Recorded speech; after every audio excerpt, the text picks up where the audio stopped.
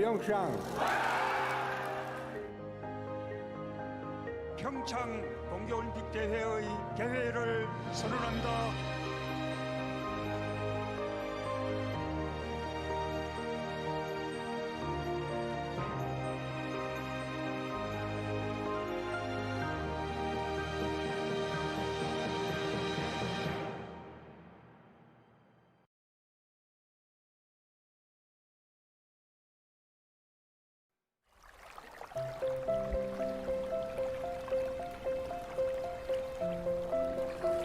도시를 떠나 낯선 곳으로의 여행.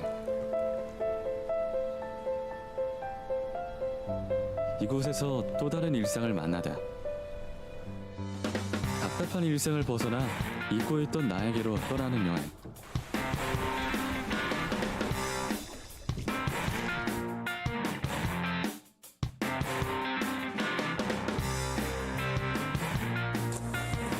넘어지지 않는 도전은 아무런 의미가 없다.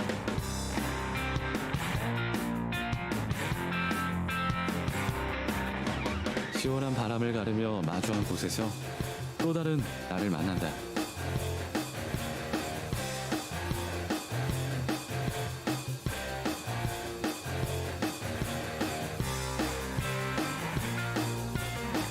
오늘만큼은 내 시선이 머무는 곳에 나의 속도를 맞춘다.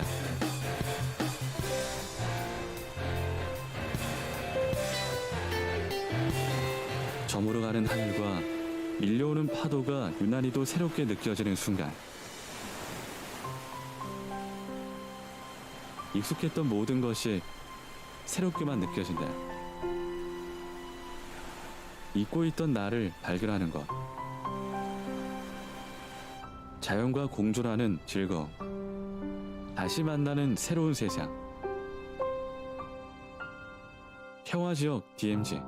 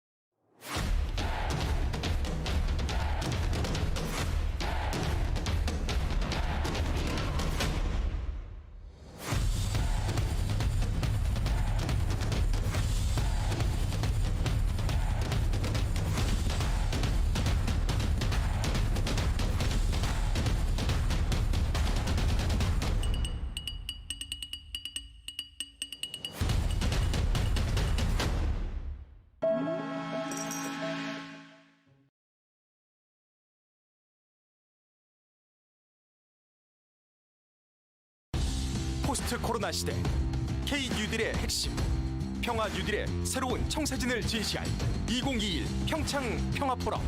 짐 로저스, 데이비드 비즐리, 무하마드 유누스. 평화 지금 이곳에서, 당신이 함께하는 그곳에서.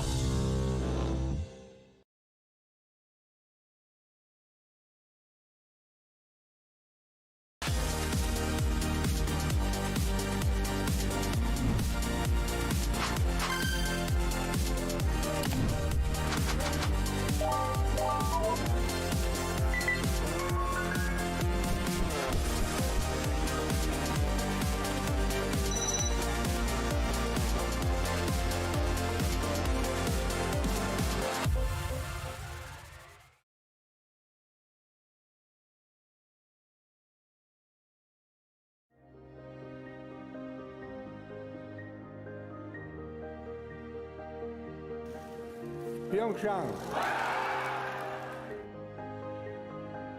평창 동계올림픽 대회의 개회를 선언한다.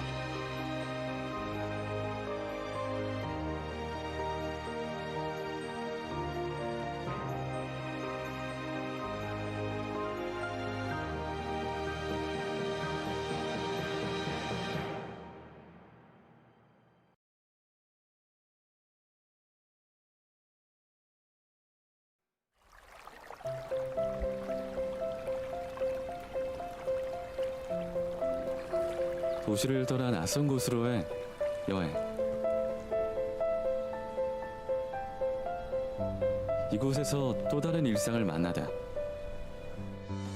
답답한 일상을 벗어나 잊고 있던 나에게로 떠나는 여행.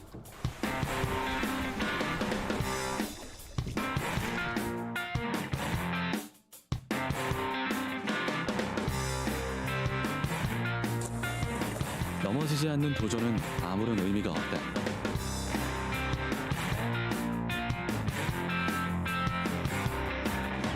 시원한 바람을 가르며 마주한 곳에서 또 다른 나를 만난다.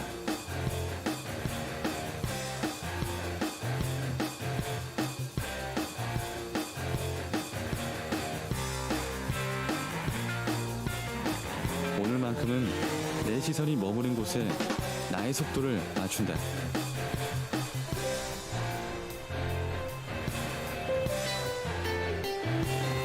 저물어가는 하늘과 밀려오는 파도가 유난히도 새롭게 느껴지는 순간, 익숙했던 모든 것이 새롭게만 느껴진다. 잊고 있던 나를 발견하는 것, 자연과 공존하는 즐거움, 다시 만나는 새로운 세상. 평화지역 DMZ.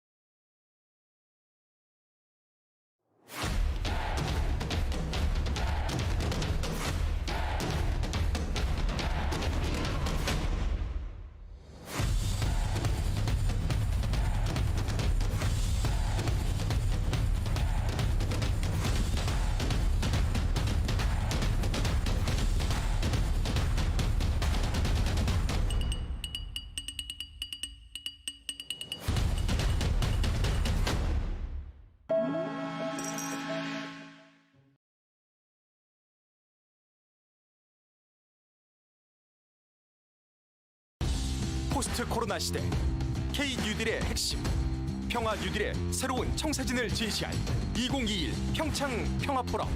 짐 로저스, 데이비드 비즐리, 무하마드 유누스.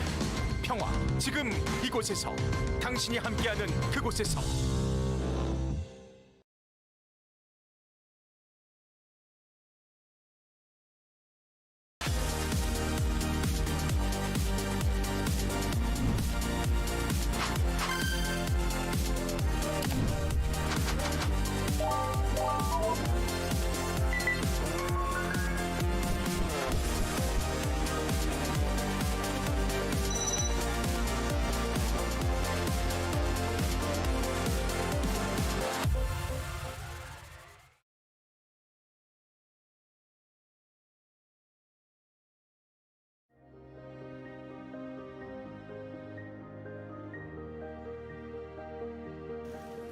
PyeongChang. 평창 동계올림픽 대회의 개회를 선언한다.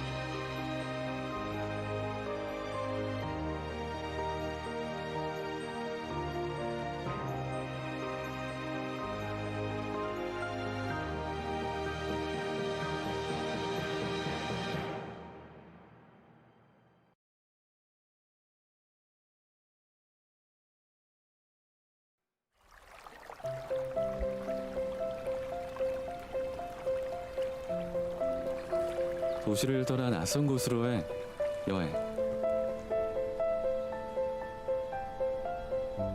이곳에서 또 다른 일상을 만나다.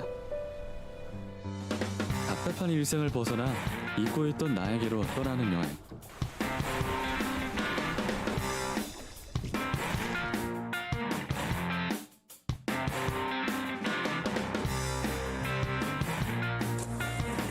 넘어지지 않는 도전은 아무런 의미가 없다.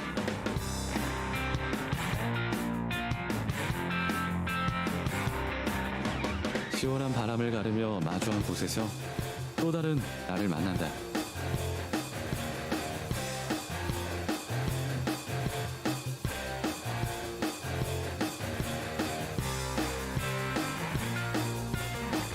오늘만큼은 내 시선이 머무는 곳에 나의 속도를 맞춘다.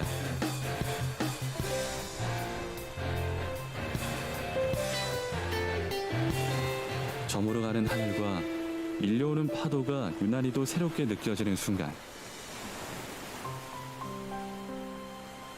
익숙했던 모든 것이 새롭게만 느껴진다. 잊고 있던 나를 발견하는 것, 자연과 공존하는 즐거움, 다시 만나는 새로운 세상. 평화지역 DMZ.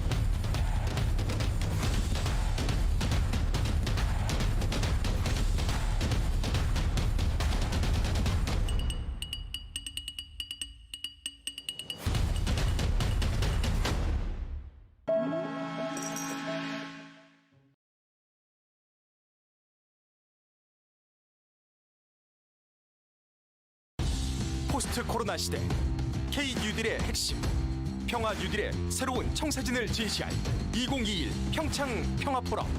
짐 로저스, 데이비드 비즐리, 무하마드 유누스. 평화 지금 이곳에서, 당신이 함께하는 그곳에서.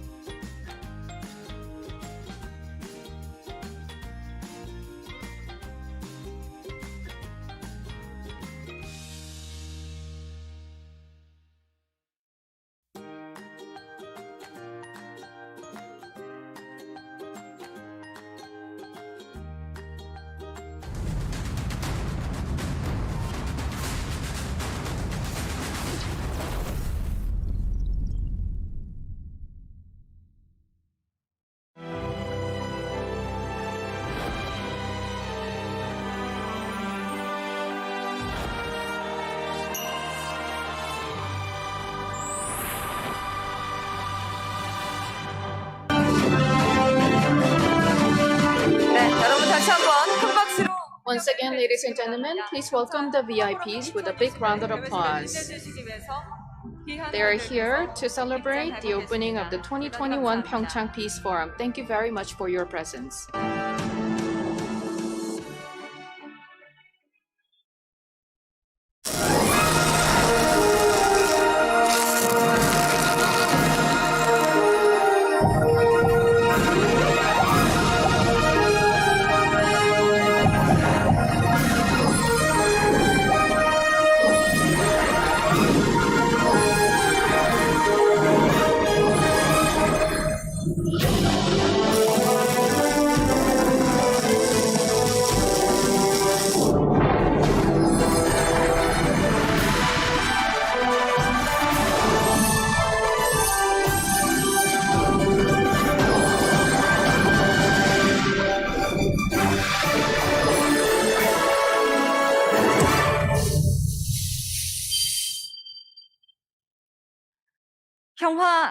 Peace here and now. Good afternoon, ladies and gentlemen. I am announcer Kim Kyung-mi. I will serve as the MC of the opening ceremony of the 2021 PyeongChang Peace Forum.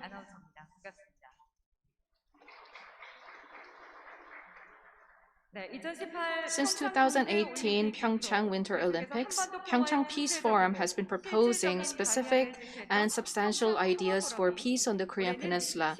This year, the theme is Action Plan, Peace New Deal. Because of COVID-19 situation, we were not able to have a large offline gathering, but there are so many people joining us online, and so I very much look forward to a successful forum. I'd like to ask for your active support. Despite many challenges of COVID-19, we have with us a very large number of VIPs to celebrate this forum. Let me introduce each of them, and whenever I call their name, please welcome them with a big round of applause. First of all, Jung Se-gyun, Prime Minister of the Republic of Korea. Thank you very much. Next, Choi Moon-soon, Governor of Gangwon Province. Thank you. Han Wang-gi, Mayor of PyeongChang. Thank you very much. Next, Kang Geum-sil, Co-Chair of the 2021 PyeongChang Peace Forum Organizing Committee. Thank you very much. Son Hyuk-sang, Co-Chair of the 2021 PyeongChang Peace Forum. Next, Kim Jong-bae, Vice Minister of the Ministry of Culture, Sports and Tourism. Thank you for your presence.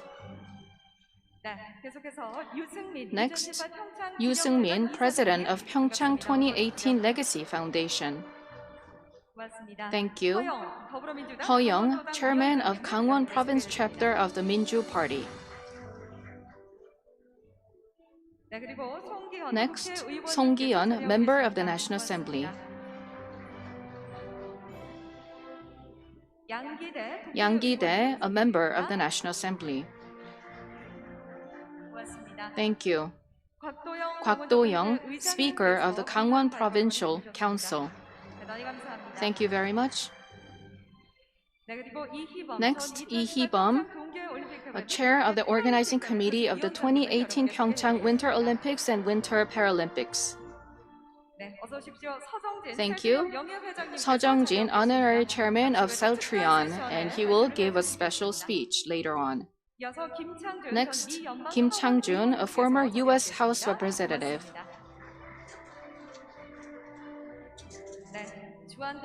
Next, we have many ambassadors to Korea. Israel Ambassador, thank you very much. Israel 대사님, 아키바도르. Thank you very much, His Excellency Akibator, Ambassador of Israel. Muriel Leipenschüttel, German Ambassador, here with us. Thank you very much. 고맙습니다. Thank you very much, Ambassador. Also, he has with us His Excellency Abdullah Saif Al Nuaimi, 함께 해주셨습니다. Ambassador of the United Arab Emirates. Thank you very much, His Excellency. Thank you very much. And also we have His Excellency Chapik Lashadi, Ambassador of the Morocco, Kingdom of Morocco in Korea. Thank you very much. 고맙습니다. Thank you very 이어서 much. 소개해드리겠습니다. Next, 전수일 전수일, Speaker of the PyeongChang-gun Council. Kim Chol-min, Secretary General of the 2024 Gangwon Youth Winter Olympics. Kang Tae-sun, the first chairman of the organizing committee of Gangwon World Forestry Expo 2022. Thank you very much. Next, Kim Hun-young, President of Gangwon National University. Park Jin-ho, President of Gangwon-ilbo Newspaper. Thank you. Kim Jung-seok, President of Gangwon-domin-ilbo Newspaper. Next, Jo Jae-ik, Head of KBS Chuncheon. Thank you. Next, Kim Gong-seok, President of Chuncheon MBC. Thank you for your presence. Next, Heo In-gu, CEO of G1. Thank you for being with us. And Vice Speaker Park Hyo-dong of Gangwon Provincial Council and many members of the council, thank you very much for your presence. And last but not least, Vice Speaker Lee Ju-ung of PyeongChang-gun Council, as well as many members of the council, thank you for staying with us. And due to time limit, I was not able to call out each and every one of them, but thank you very much for your presence. So let's give another big round of applause for these guests. Moving on, we're going to invite the opening speech to celebrate the beginning of 2021 PyeongChang Peace Forum. The opening speech will be provided by co-chair Kang Keum-sil, who is also the CEO of Gangwon Art and Culture Foundation and the head of People for Earth. She's been conducting humanitarian research on culture, humanity, earth, and environment. Please welcome co-chair Kang Keum-sil with a big round of applause.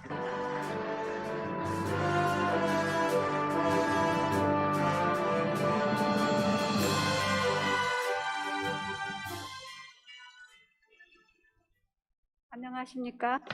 Good afternoon. As have been introduced, I am Kang Keum-sil, Chair of the 2021 PyeongChang Peace Forum. Despite the difficult situations, thank you very much for joining us to advance the talk of peace and to execute practical measures. Thank you very much for your participation, and I would like to wholeheartedly welcome all of our distinguished guests. I would like to take this opportunity to thank the Gangwon Province, PyeongChang County, and the PyeongChang 2018 Legacy Foundation, continuing the legacy of PyeongChang, for creating this platform of continuous dialogue for peace. Thank you also to President Moon Jae-in for his letter for this forum. Thank you to President Thomas Bach of IOC for your video message of peace. And thank you to Prime Minister Chung Se-kyun, who has come in person to support this dialogue for peace. Thank you very much. Around the world, K disease control is being praised, and the Prime Minister is heading the relevant organization, and so I'm sure that that task is keeping him busy enough, but he has come all the way to join us today. Thank you once again. The PyeongChang Peace Forum has 4 main agendas of sports, economy, DMC Peace Zone, and UN SDGs. And the Peace Forum will be held here in PyeongChang for 3 days. At this year's forum, we have invited 213 speakers from around the world who are researching the Korean Peninsula and world peace. Thank you very much for joining us on our journey for peace. Ever since the 2018 Winter Olympics, PyeongChang has been at the center of dialogue for the Korean Peninsula and world peace.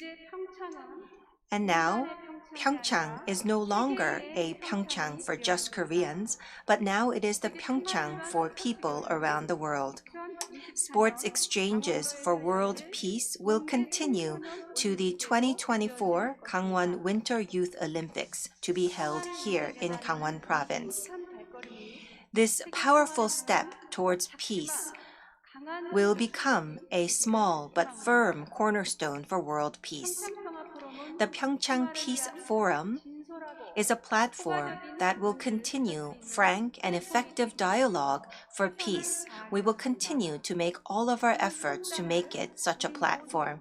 I hope that you will all join us in that growth. For this forum, in order to make sure that we abide by the measures for disease control, we have a hybrid conference with both online and offline participation. We look forward to your interest and participation for the next 3 days. Once again, I would like to take this opportunity to thank all of you who have participated in this dialogue for peace despite your difficult situations. Thank you for your passion and enthusiasm. I look forward to your participation and support for the continuous growth of the PyeongChang Peace Forum. Thank you very much. 네. 강금실 평화 That has been the opening remarks delivered by co-chair Kang Kum-sil. She discussed how PyeongChang Peace Forum is a valuable platform for peace on the Korean Peninsula. I'd like to ask for your support. Next, President Moon Jae-in of the Republic of Korea has sent us a message of peace and in hoping for the successful hosting of 2021 PyeongChang Peace Forum. Let me read his message on his behalf. I would like to congratulate you on the opening of 2021 PyeongChang Peace Forum. I vividly remember the moments of joy and excitement that were shared by Koreans and people around the world at PyeongChang Winter Olympics.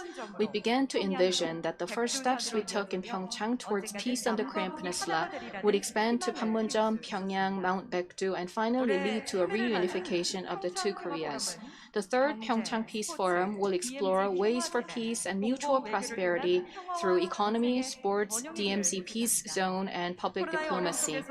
I would like to thank Korean co-chairs Son Hyuk-sang, Kang Kum-sil, Shin Chang-jae, as well as overseas co-chairs Zhang Hong, Jim Rogers, and Arthur Lindsley for their efforts to prepare for this event despite COVID-related challenges.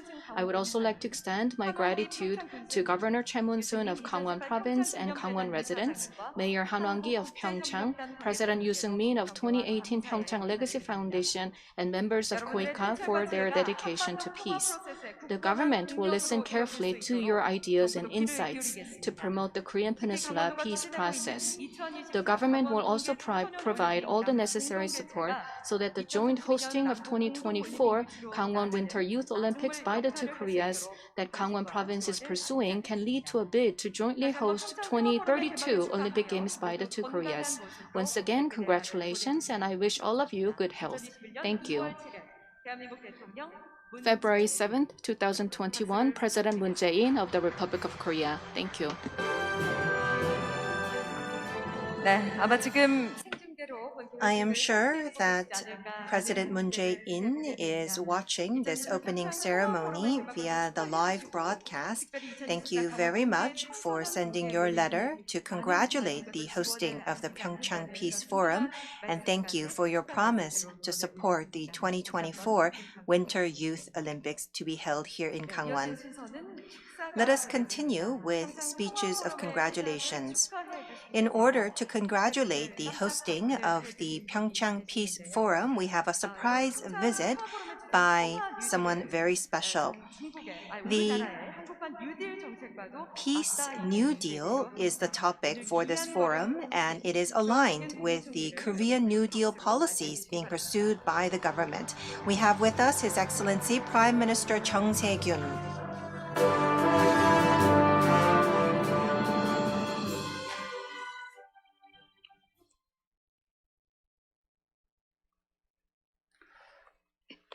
존경하는 국민 여러분 내외 Honorable citizens of Korea, distinguished guests from home and abroad.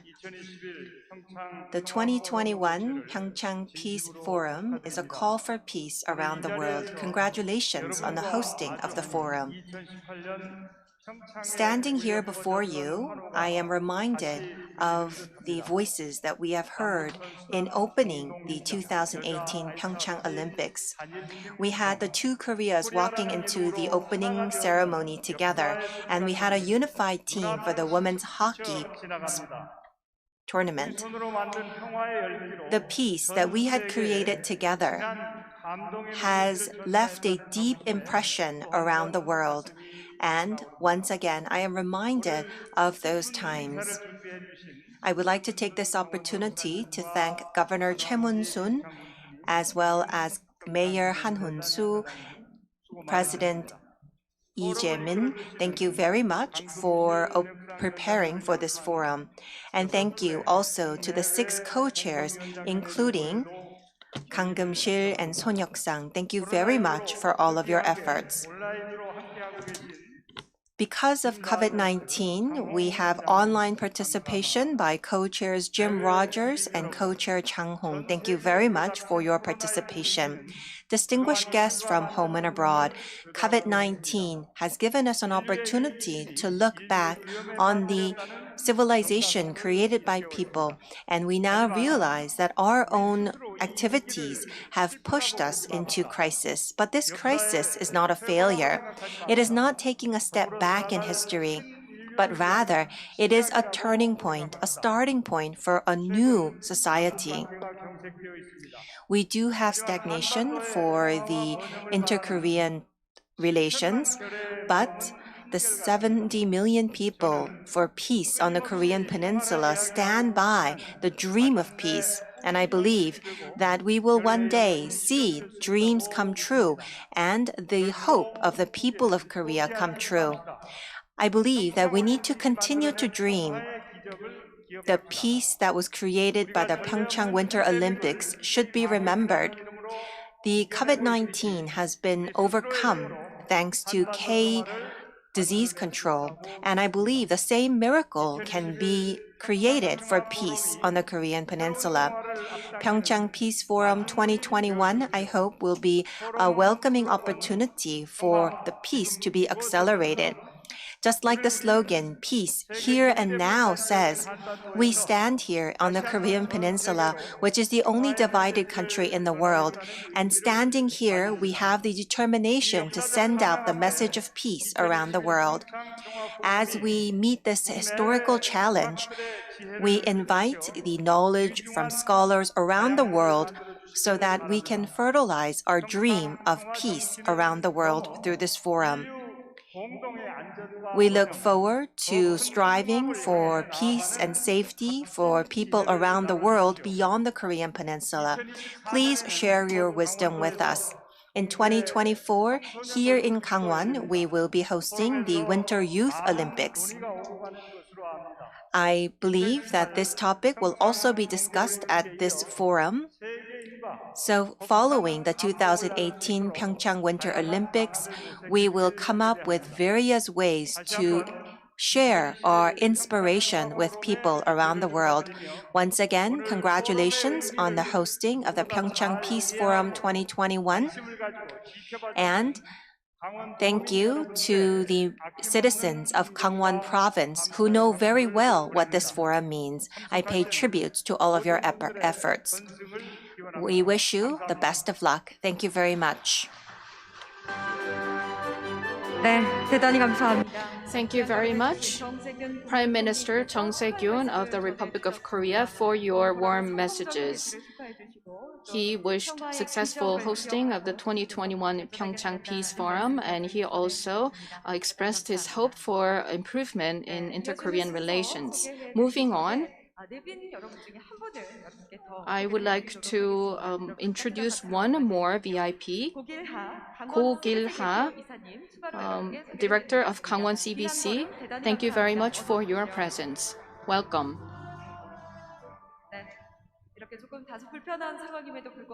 And despite many difficulties and challenges due to COVID-19, many VIPs are here with us in person, and we're strictly following all the quarantine measures. Now, we are going to have the opening ceremony performance to celebrate our journey towards peace and prosperity, and we're going to have a photo session, and there will be a special ceremony with the VIPs. Prime Minister Chung Se-kyun, please come up to the stage. Next, Governor Choi Mun-soon of Gangwon Province, please come up to the stage. And Mayor Han Wang-gi, please join us. Co-chair Kang Geum-sil of 2021 PyeongChang Peace Forum, as well as co-chair Son Hyuk-sang of the forum, Vice Minister Kim Jong-bae of the Ministry of Culture, Sports and Tourism, President Yoo Seung-min of PyeongChang 2018 Legacy Foundation, Chairman Ho Young of Gangwon Province Chapter of the Minju Party, Song Gi-hun, member of the National Assembly, please come up to the stage. And I would also like to invite Yang Gi-dae, a member of the National Assembly, and Speaker Kwak Do-young of Gangwon Provincial Council, Chairman Lee Hee-bum of the Organizing Committee for 2018 PyeongChang Olympics, Honorary Chairman Seo Jung-jin of Southreon, and Kim Chang-jun, former U.S. House Representative. Please join us on the stage. We are joining here on this journey towards peace and co-prosperity for the world. Now, on behalf of all the participants, these VIPs are standing on the stage, and they are making their commitment to joining and continuing on this journey towards 2024 Gangwon Winter Youth Olympics. Now, as a sign of this pledge and commitment, I'm going to do a countdown. And on the screen, you can see that there is this place where you can place your hand. I will count 3, 2, 1, and place your hand on top of this hand sign. Let's have this ceremony. This is a sign of making all this commitment together. Once again, place your palm on this hand, on the screen, but then turn towards the camera. So with your hand on the screen, it may be a little tricky, but with your hand on the screen, turn to the front to face the camera. Here we are beginning the journey towards peace and prosperity. I'll do the countdown. So keep your hand on the screen and face the camera. 1, 2, 3.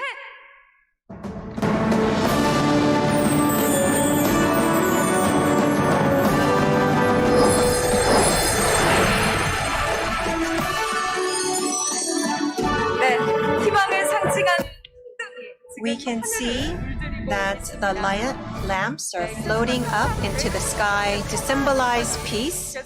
We will continue the legacy of peace for a long time. Please stand towards the front of the stage for a group photo session. We have seen that all of our distinguished have touched the screen on the count of 3 to see the beautiful lamps floating in the sky to symbolize peace.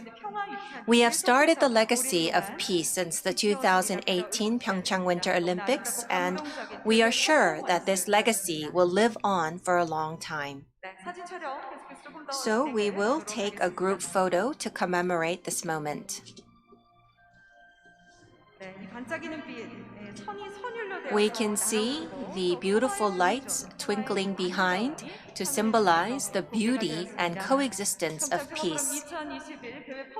We have seen the opening performance of PyeongChang Peace Forum 2021. This brings us to the end of the group photo session. Please return to your seats.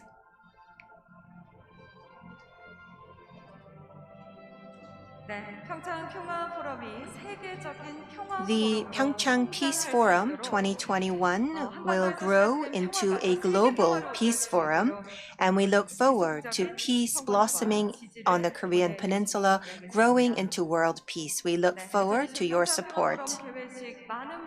We have the support and interest of many people for this opening forum, and we do also have many participants joining us online.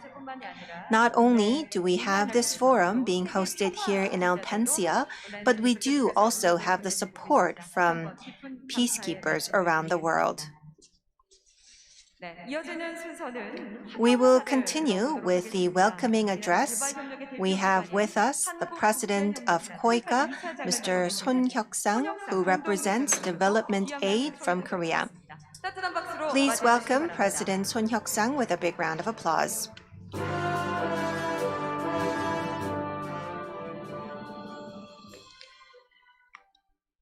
안녕하십니까? Good afternoon, ladies and gentlemen. As introduced, I am Son Hyuk-sang, president of KOICA. I am very pleased that we're holding the 2021 PyeongChang Peace Forum despite many challenges due to COVID-19. I would like to extend my gratitude to members of the 2018 PyeongChang Legacy Foundation, Gangwon Province, as well as PyeongChang County for all their effort in preparing for this event. I would also like to express my gratitude to Prime Minister Chung Se-kyun and many other VIPs for being here with us. I would also like to welcome citizens who are joining us online. As we are commemorating the opening ceremony, I remember the spirit of peace that was budding here in PyeongChang 3 years ago. We were excited about a warm spring coming, and we were excited by dramatic events and many achievements. And at the same time, we were saddened when we had setbacks in the peace process on the Korean Peninsula. However, these ups and downs in our journey remind us of the importance of discussing peace and maintaining the spirit of PyeongChang peace continuously. Ladies and gentlemen, we cannot discuss today's era without talking about the implications of COVID-19. As we are going through this COVID-19 pandemic, we realized that our daily lives and our peace could be seriously disrupted by many risks. There are famine, poverty, human rights violations, and nationalism that have been threatening peace in our daily lives. We're still not completely over COVID-19 and the disruptions caused by the pandemic. However, it is even more worrisome that risks of infectious diseases such as COVID-19 can happen once again in the future. According to the global risk ranking announced by the Davos Forum in January this year, infectious disease risk was pointed out as the greatest risk factor for the humanity for the next 10 years. Number 2 was failure to respond to climate change, and weapons of mass destruction such as nuclear weapons was ranked only 3. In the list of top 10 global risks, there was only one traditional security risk, which was the weapons of mass destruction such as nuclear weapons. For the other 9 global risks, they include the depletion of biodiversity, the depletion of natural resources, and employment and livelihood crisis, and many other non-traditional security risks. This shows that there have been fundamental changes to what can threaten our daily lives. Therefore, we need to change our responses to these growing and emerging new threats. In this regard, it is necessary and timely to implement the Sustainable Development Goals that encompass many topics such as poverty, famine, health, gender equality, environment, human rights, and democracy. And this is our mandate for our generation. Of the 17 SDGs, goal number 13 is response to climate change. And this is an example that I would like to take. We often talk about the importance of responding to climate change, but indeed, we may just think about polar bears and the Amazon rainforests, which are not that relevant to our daily lives. However, as you know, last year we suffered from the longest rainy season in the summer, and in January this year, it was the warmest January on record. It shows that climate change related issues are very relevant and immediate to our daily lives. According to an announcement by the Korea Hydrographic and Oceanographic Agency, if carbon emissions are left unchecked, then the sea levels of Korea would go up by 70 centimeters by 2100. If the sea levels go up by 50 centimeters, coastal cities such as Mumbai in India and Shanghai in China will be inundated. And when the sea levels go up by 1 meter, beaches in Busan would disappear. That is why we are covering UN SDGs as one of the 5 topics at PyeongChang Peace Forum, along with economy, sports, DMZ peace zone, and public diplomacy. It is because all the challenges covered in the SDGs, which are the global risks, are very relevant and important for all of us. As a middle power country, Korea should take the leadership in implementing the UN SDGs, as we should be responsible for building peace in the world. Korea has to implement the SDGs, and at the same time, it is necessary for Korea to help developing countries in implementing their SDGs through capacity building. And this is an initiative that we have to implement so that no one will be left behind in this process of promoting peace. And that is the very mission of the Korea International Cooperation Agency, KOICA. In addition, I'd like to remind you of the importance of border areas such as DMZs and their implications for human rights, environment, and peace. Border areas are where conflicts may occur, but at the same time, these areas are spaces of possibility where we can promote reconciliation and integration rather than division and hostility. President Moon Jae-in mentioned in September 2019 that DMZ and the nearby areas can be turned into a peace zone for the international community so that this land of tragedy can be transformed into a land of blessing. Therefore, the border areas are the right places where we discuss peace and hope. And I sincerely hope that PyeongChang Peace Forum will lead to the discussions on humanitarian development and peace nexus in the border areas, and KOICA will continue to provide all the necessary support. In closing, I'd like to once again reflect on what we had at PyeongChang 3 years ago. I vividly remember all the excitement and joy. What we were not able to imagine in 2017 did happen in PyeongChang in February 2018 and in Panmunjom in April the same year. The journey to peace is like this. It is all about marching together towards a common goal so that we can make the impossible possible. I believe that the spirit of PyeongChang peace will help us turn the impossible into possible. Thank you for your attention. 네, 대단히 감사합니다. Thank you very much. Thank you to President Son Hyuk-sang of KOICA, who is the co-chair of this forum, for his welcoming remarks. The spirit of peace at this forum hopefully will welcome peace from around the world. And he also talked about the SDGs, one of the main agendas for this forum. Thank you very much for your remarks. Next, we have with us the message of peace from far away. We have the message of peace by President Thomas Bach of IOC. The 2018 PyeongChang Winter Olympics has been remembered as a peace Olympic from people around the world, and President Bach has sent us his message of peace. Please look at the video.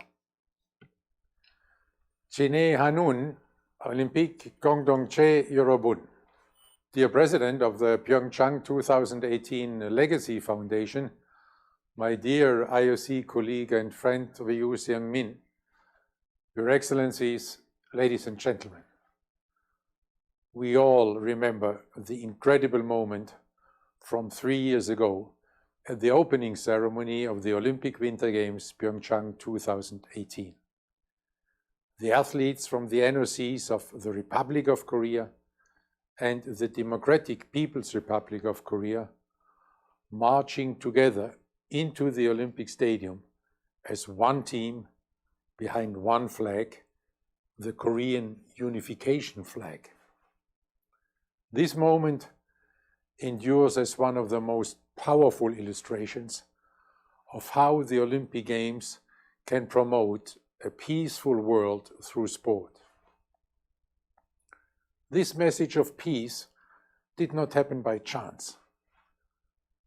It was the result of a long process of negotiations and high-level government engagement by the IOC, which actually began in 2014 and lasted until 4 hours before the opening ceremony.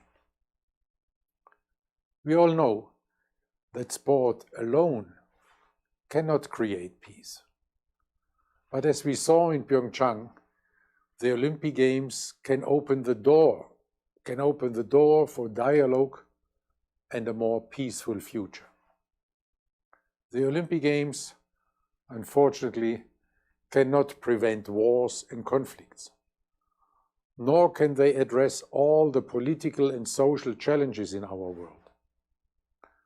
But the Olympic Games can set an example for a world where everyone respects the same rules and one another.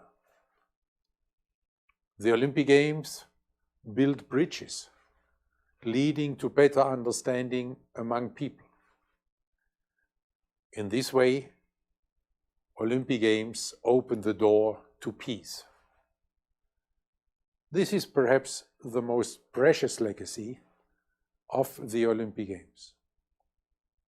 The PyeongChang Peace Forum, taking place under the theme Peace, Here and Now, is itself a testimony to the enduring legacy of the Olympic Winter Games PyeongChang 2018. It is a legacy that lives on not only in our hearts and minds, but also now in the brand new PyeongChang 2018 Olympic Museum, which will open its doors in the coming days. Already now I'm very much looking forward to visiting the museum once the situation allows, hopefully soon.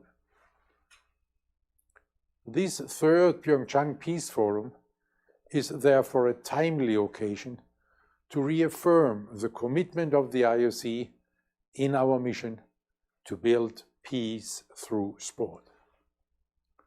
We are supported in this mission by the United Nations, which in December last year adopted a resolution by consensus, reaffirming the role of sport as a global accelerator for peace. The resolution welcomes with appreciation all upcoming Olympic and Paralympic Games, as well as the Youth Olympic Games, as a unique way to promote peace. What is more, the Olympic Winter Games PyeongChang 2018 are highlighted explicitly as an example of how the Olympic truce can contribute to conflict prevention. In October last year, I was honored and humbled to receive the Seoul Peace Prize, a prize which belongs to the entire International Olympic Committee and the whole of the Olympic movement. Because without the support of so many, the achievements for peace through sport could never be accomplished. The Seoul Peace Prize Foundation highlighted that the Olympic Winter Games PyeongChang 2018 served not only as an Olympic symbol of peace, but also as a stepping stone for peace. Preparations for the Winter Youth Olympic Games Gangwon 2024 are well underway. With this, you have every opportunity to once again contribute to peace through sport. In this way, you can even strengthen the peace legacy of PyeongChang 2018. I can assure you that the IOC will continue to be by your side for every step of this journey to peace. The IOC will continue to do what it can do, and this is to build bridges through sport.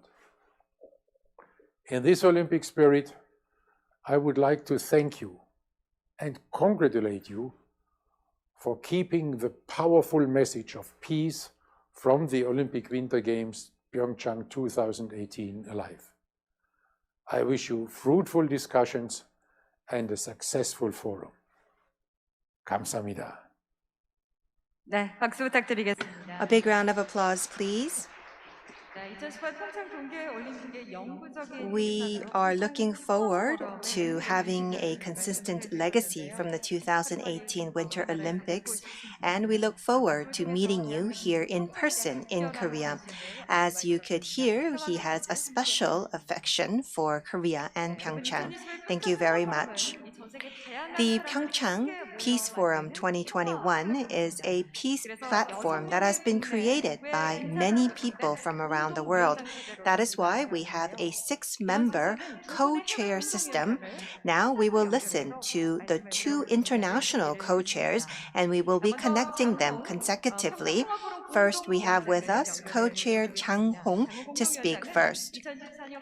Chang Hong is also a IOC Coordination Commissioner for the 2024 Gangwon Youth Olympic. Could you hear me? Yeah, can you hear me? Oh yeah, well, thank you very much Okay. for your time. So please make your speech.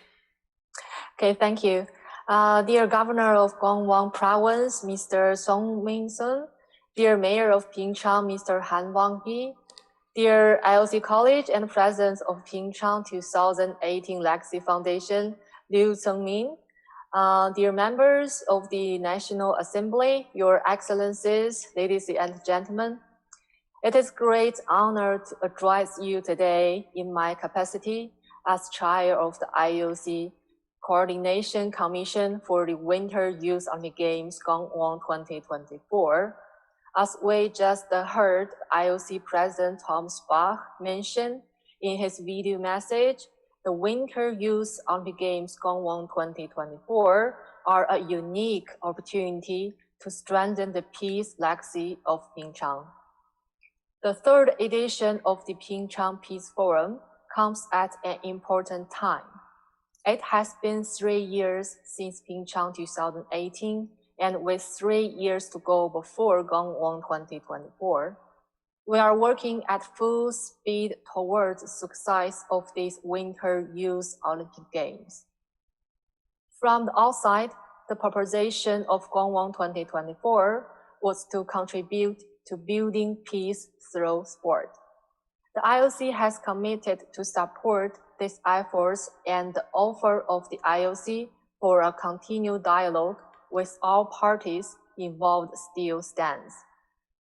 Building on the PyeongChang legacy is a central theme in organizing the Youth Olympic Games Gangwon 2024, the organizing committee under the great leadership of President Kim Chang-jae is already putting this vision into action.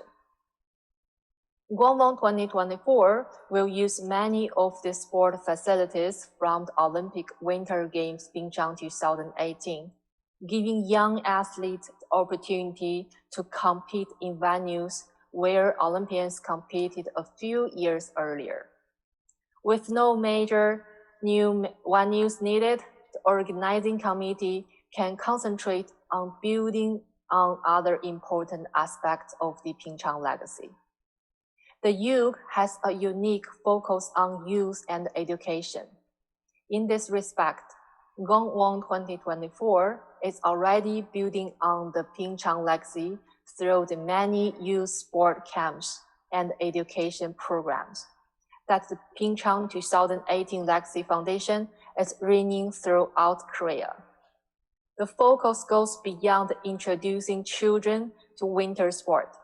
The programs also always aim to educate, engage, and influence young people with the values of sport. In this way, peace, solidarity, and respect. Through this experience, we inspired and empower them to play a positive role in their communities. All this is laying the foundation for the overarching mission of the Olympic Games, which President Bach outlined earlier, achieving peace through sport. In this way, children and youngsters will hopefully come to see the Winter Youth Olympic Games Gangwon 2024 not only as a young sporting event, but also as a catalyst for change and an important way to build peace through sport. This forum is an important reminder to all of us to keep this Olympic spirit alive. With 3 years to go before the Winter Youth Olympic Games Gangwon 2024, it is now up to us to carry the legacy of PyeongChang into the future. Thank you. Thank you very much, Co-President Chang Hong, for your wonderful speech. 네, 2024년 강원 청소년 동계 올림픽 She is the IOC Coordination Commissioner for the Gangwon 2024. Thank you very much for your affection and support. Thank you for your words. Next, we would like to invite Co-Chair Art Lindsley. We will connect to Co-Chair Art Lindsley via the screen. Due to COVID-19, Art Lindsley has not been able to join in person. Art Lindsley, hello? Hello. Are you here with us? Thank you very much for your time. Good to have you here. So Great please. to be here with you. Thank you. So please say hello to our audience and make your speech. All right. Greetings from Washington, D.C. It's an honor to be here with you again at the PyeongChang Peace Forum. I have fond memories of my 2 recent visits to Korea, especially our time with Governor Moon Sun-choi. I look forward to my next in-person visit to you to further develop relationships. We here all desire to create the reality of a more peaceful world. Peace can never be taken for granted. Of the past 3,421 years, only 268 have had no war. War is one of the constants of history. Peace needs to be vigorously pursued. Jesus said, "Blessed are the peacemakers." Notice peacemakers.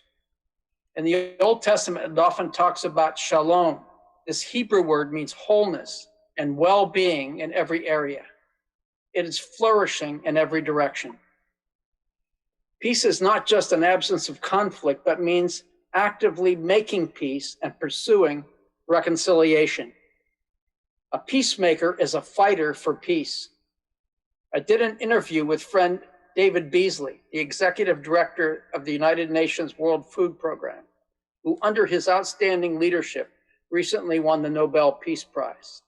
As you will see in our interview later in this conference, he talks about food as a weapon of peace.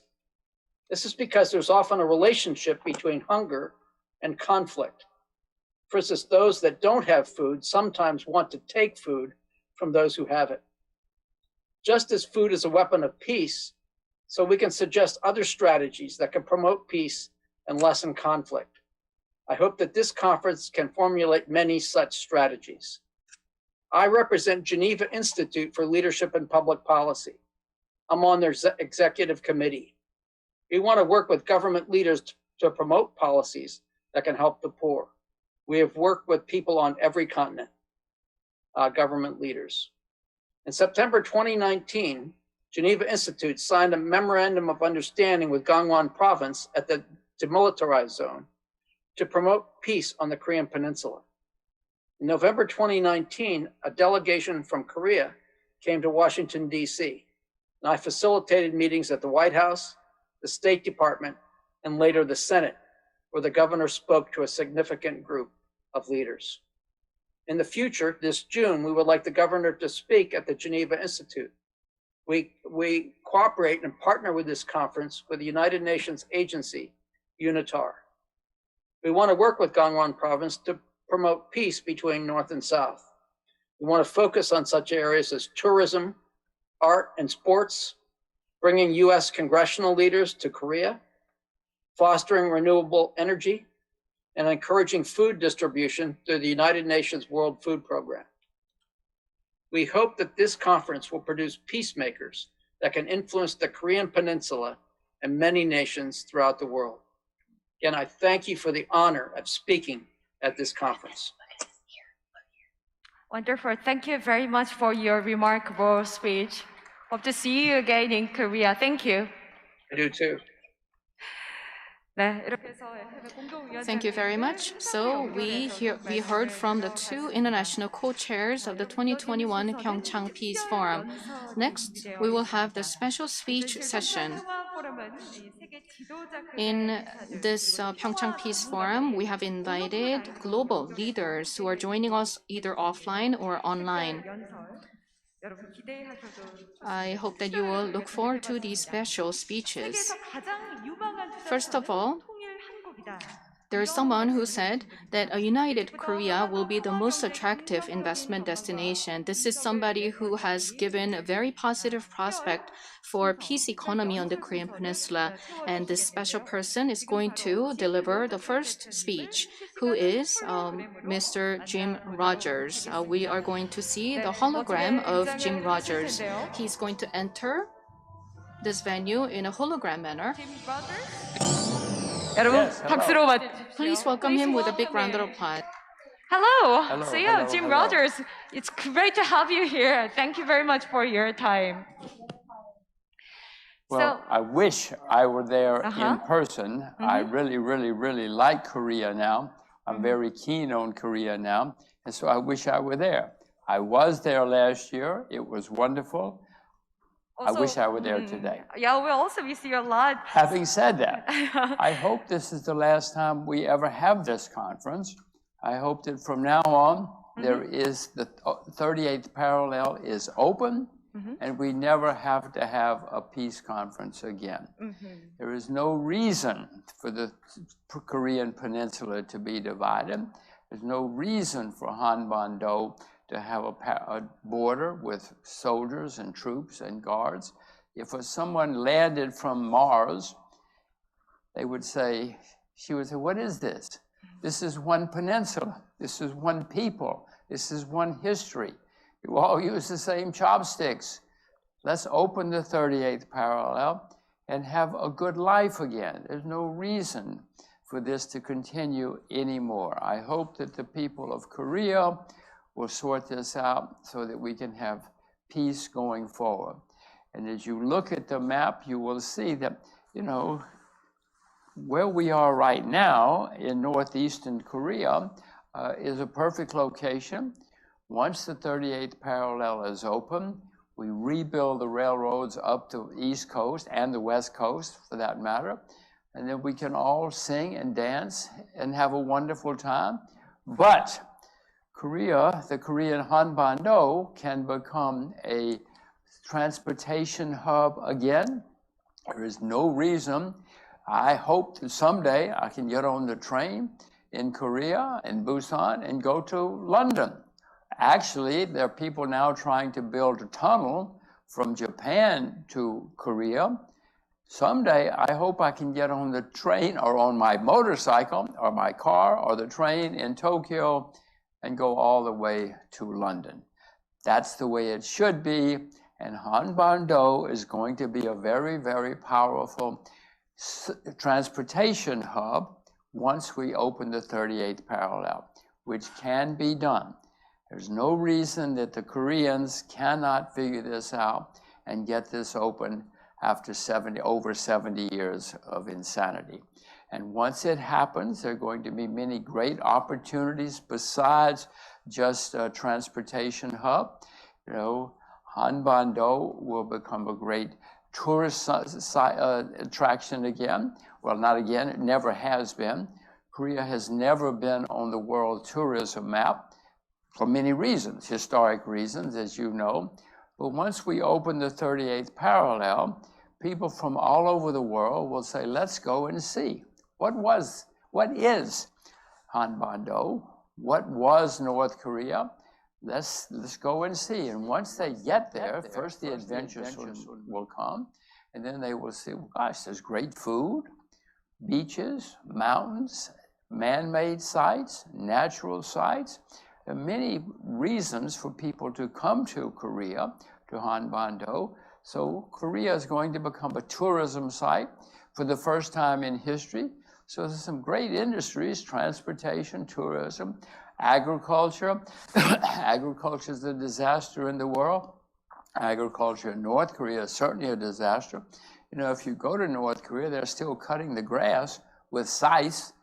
They don't have capital, they don't have machinery, they don't have seeds, they don't have fertilizer. As recently as 1970, North Korea was richer than South Korea. Well, communism ruined everything, and it ruined North Korea. Once the 38th parallel is open, then people from South Korea and the rest of the world can go there and help develop agriculture, which has a great future worldwide, and it will help North Korea and South Korea a great deal. As you look to the future, North Korea has a lot of educated, disciplined, cheap labor. And North Korea has a lot of natural resources. As I said, North Korea used to be richer than South Korea. In South Korea, you have lots of educated people, capital, manufacturing ability. You know how to make and sell things. So there are many reasons to open the 38th parallel again, and then Hanbando will have a great economic future. Hanbando is going to be the single most exciting place in the world for 10 or 20 years once this border opens. So you put together the North and the South with the strengths from both. And by the way, there are social tensions in the peninsula now. In the South, you don't have enough females. Well, they've got females in the North. So you can have South Korean men and North Korean women. And that will relieve some of the social tensions that have developed in South Korea over the past few years.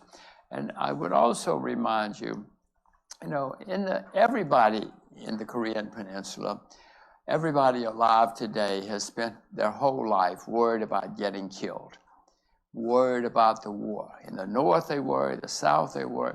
You don't have to worry anymore. Let's open the border so that everybody can sing and dance together. In the North, they spend huge amounts of money on defense. In the South, you spend huge amounts of money on defense. You don't have to do that anymore. Think of all the money.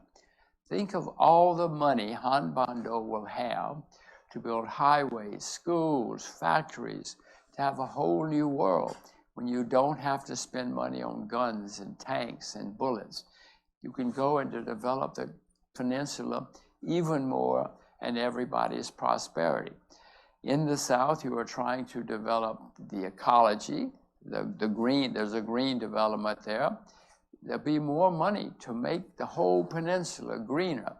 In North Korea, they have not spent much money on pollution. They don't care about it. But once you open up and save all this money, there will be major developments in the entire peninsula to make everything green, and that brings more jobs to the north and to the south. Likewise, Seoul is working on digitalization of South Korea, but the whole peninsula can have digitalization going forward. You have a lot of very educated people in the south, but in the north, they have people who are educated with technology. Put them together, and the whole peninsula can have a much greater digital future. As you know, people like Samsung and many other companies have task force spending their time trying to sort out what will we do once the 38th parallel is open. You put them all together. The educated people in the South and the North with the digital technology, which is Seoul is developing, put this peninsula together, you'll have a great green future, you'll have a great digital future, and you will have a lot of the social tensions and social development. Whenever there is a new frontier, everybody's prosperity gets better, especially if you have a lot of extra money saved from defense. So the prosperity of everybody in the South will develop, but likewise in the North, because you have this new frontier and a lot of social inequalities or social requirements that you need and that Seoul is trying, as the whole peninsula is trying to do. You will have a lot of economic and social development. Society will get better at every level, from the top to the bottom, and you will have more education as well, because you will have more money to spend on whatever you want.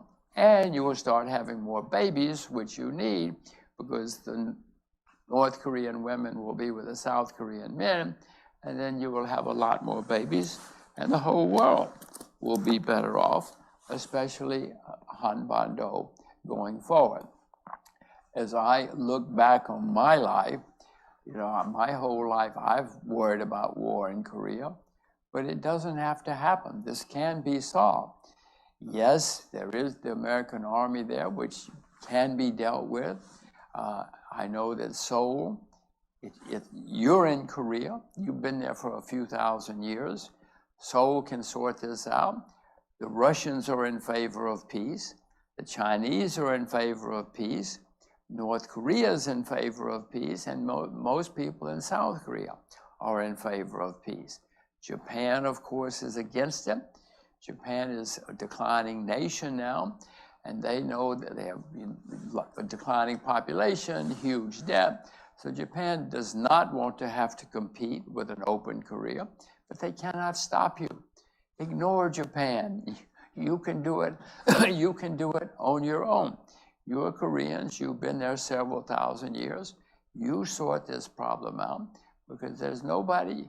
Again, you have to deal with the American Army, but I know you can. I know President Moon and/or his successor, or all of the governors in the province, in the country, want to solve this problem. Well, let's solve this problem. Let's stop talking about it. Let's stop worrying about getting killed and shot. Think of all the teenage girls and boys who won't have to worry about it getting killed anymore, north and south of the 38th parallel. I would like to have a concert, open and free concert on the 38th parallel. If you get me permission, I will call the Rolling Stones. We get the Rolling Stones to fly in. We get Blackpink. We get BTS. We let the North Koreans bring whichever groups they want. We'll have an open and free 2 or 3 day concert on the 38th parallel, and then we'll leave it open. We'll leave it open with no guns, no soldiers, no bullets, no tanks. And Hanbando will go back to being what it could be and should be and will be once again. Greener, digital, social improvement, economic improvement, social improvement. So I told you we'll have more girls from the north, which will solve some of the other problems that we have in Korea. So this is going to be one of the most, it will be the most exciting place in the world for 10 or 20 years. As tourism develops, agriculture develops, transportation develops, I mean, look out the window. You're in northeastern Korea. You can see the railroad. Well, the railroad's not working because of the 38th parallel, but there are people trying to rebuild the railroad on the East Coast and on the West Coast. Let's open them both up. We can tie in with the Trans-Siberian Railroad. We can tie in with China's One Belt, One Road project, and a whole new world. A whole new world. That, you know, many Koreans now go to America or to Europe or other places to get educated or to even work. They don't have to do that anymore. Tell them, you should call them up and say, Korea is going to be an extremely exciting place again, an exceeding prosperous place again, and you can come back and help your own prosperity and our prosperity for the next several decades, several centuries. So yes, they should all go, everybody should go away from their own country for a while to get education, to get experience. But now the opportunities will be in Korea, not in Los Angeles, not in New York. Come to Hanban-do for the education and the prosperity and the families and the children and the wives and the opportunities for new industries. You'll have technology. As I said, tourism is going to boom. Transportation is going to boom. And if we build this tunnel, my goodness, I want to be the first one to get on a train in Tokyo and go to London. I'll stop in Korea and have fried silkworms. I'll stop and I will have, I mean, as I said, the tourists, there's a lot of good stuff in Hanban-do. I love anchovies. I love Korean anchovies. So let's open it up. I hope that we never have to have this conference again. If we do have the conference again, I hope I'm there in person, but I hope that this is the very, very last peace conference in Hanban-do. I hope that we'll sort all this problem out. Mr. Kim in North Korea has made speeches saying he wants to do for Korea what Deng Xiaoping did for China. He's made this speech many times in China. Well, you know what Deng Xiaoping did for China. He opened it up and China became very exciting. Let's open up the 38th parallel and make Hanban-do the most exciting place in the world. Thank you, thank you, thank you. It can be done. Let's do it, and let's never have this conference again. Thank you. Bye-bye. Wonderful. Thank you very much. 정말 멋지게 홀로그램을 통해서 Through this amazing hologram, we were able to listen to the great speech of Jim Rogers. Thank you very much for your support for Korea and the Peace Forum. It would have been great to see you in person. We look forward to that day. We have just listened to the special lecture by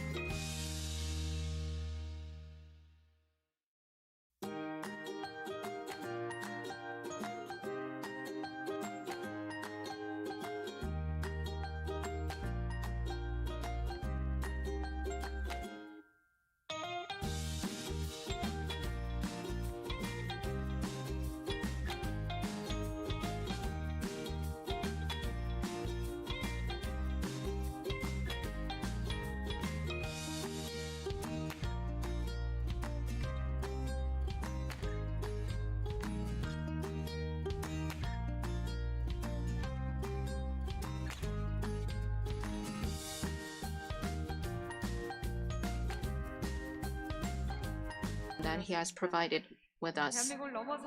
Thank you very much.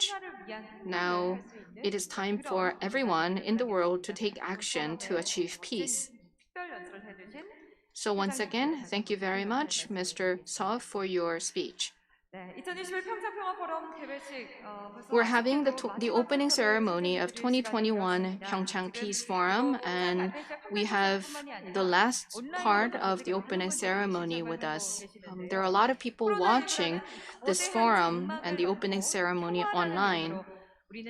And we are reminded once again that every one of us is connected together and with each other as we are going beyond the constraints of COVID-19.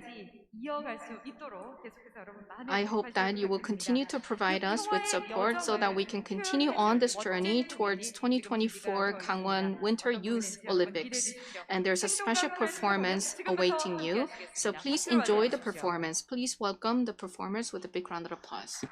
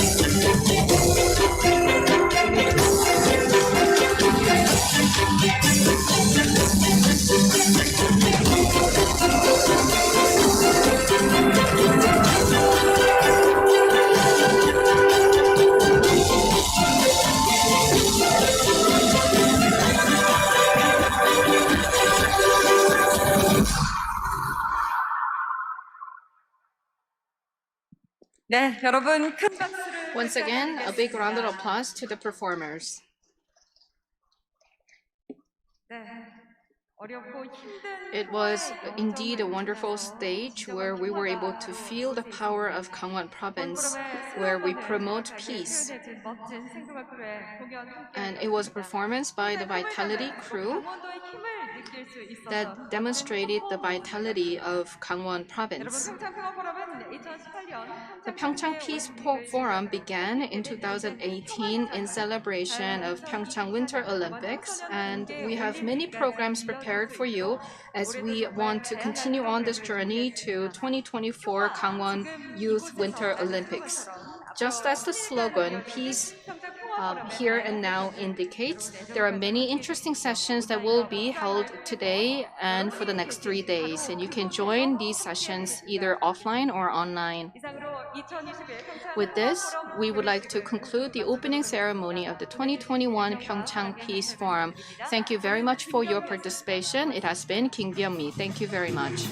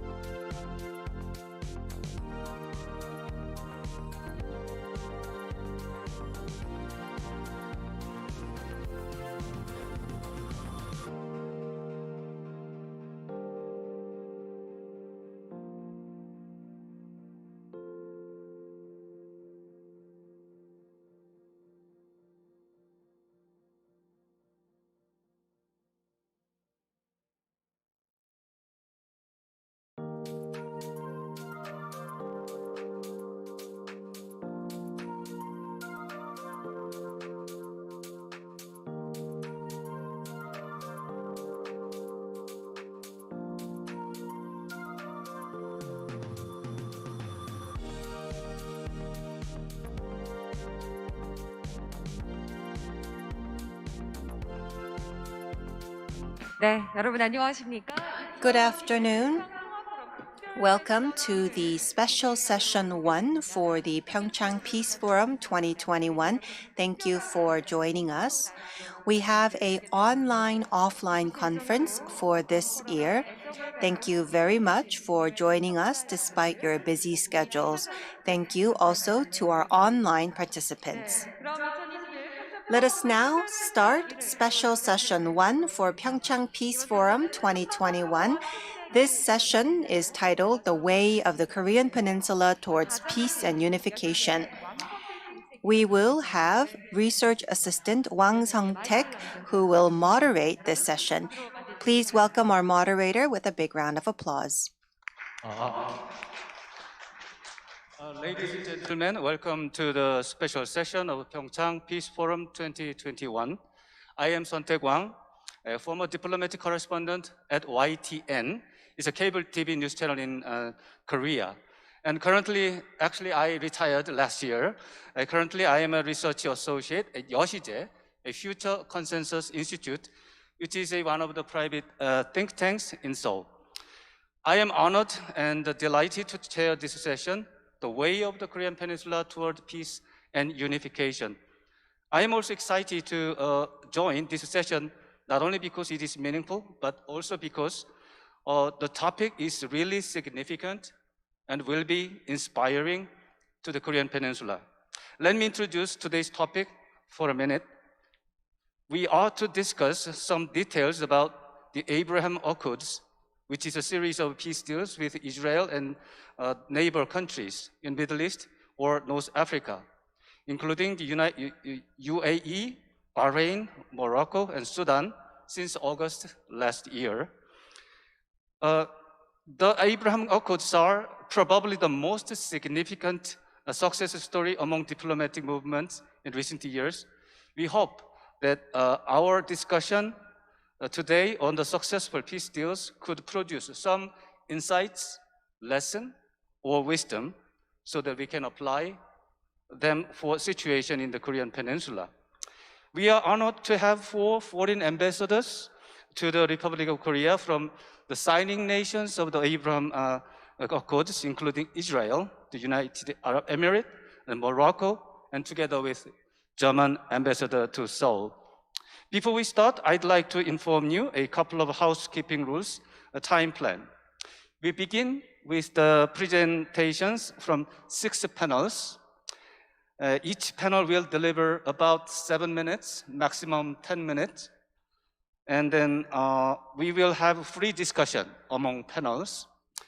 And then if we have time, I would like to open the discussion to the floor and have a Q&A time, maybe about 10 minutes. So this is the time plan we have at the moment. Now it is time for the first speaker, His Excellency Ambassador Baek Bum-hum. He's one of the organizers of this wonderful event today. So he will elaborate the meaning and the purpose of this session. Ambassador Baek, please go ahead. 백범 대사입니다.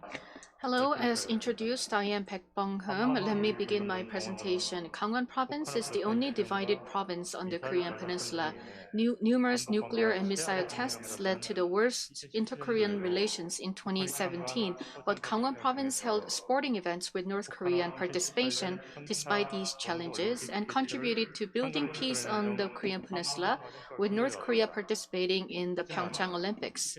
However, after no deal at DPRK US Hanoi Summit in February 2019, North Korean borders have been closed due to COVID-19 in 2020, and events such as blowing up of joint liaison office in Kaesong Industrial Park in June 2020 and killing of a South Korean official by the North near NLL in the West Sea in September 2020 resulted in the impasse in the inter-Korean relations.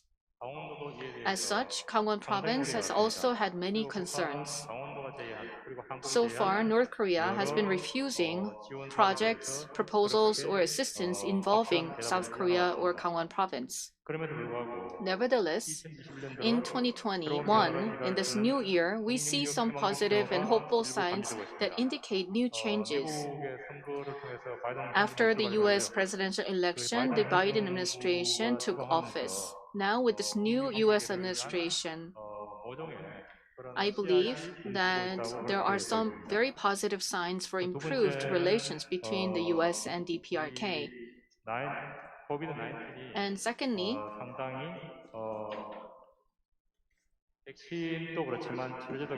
as there are developments in COVID-19 vaccines and treatments, I believe that it is time for North Korea to open up its borders, and they need to work with the international community, including South Korea. In addition, at the 8th Party Convention in January this year, North Korea announced that there will be new attempts for external relations after they address their domestic issues. When you think about the situations on the Korean Peninsula, as of today, it is the only divided country in the world. However, Germany and Vietnam have already achieved unification decades ago. And the Israel, UAE, Morocco, and Sudan and Bahrain, they established or restored diplomatic relations in 2020 in order to promote mutual security and economic interests. Gangwon province wants to learn lessons from Germany, where both conservative and liberal sides joined forces and achieved unification. We would also like to review how Vietnam was able to achieve reconciliation and integration after unification through various programs and policies. And we would also like to learn lessons from the Arab countries, where they have built or restored ties with the neighboring countries to respond to the changing political situation. And in doing so, we want to emphasize the importance of working together domestically and internationally to promote peace and better inter-Korean relations on the Korean Peninsula.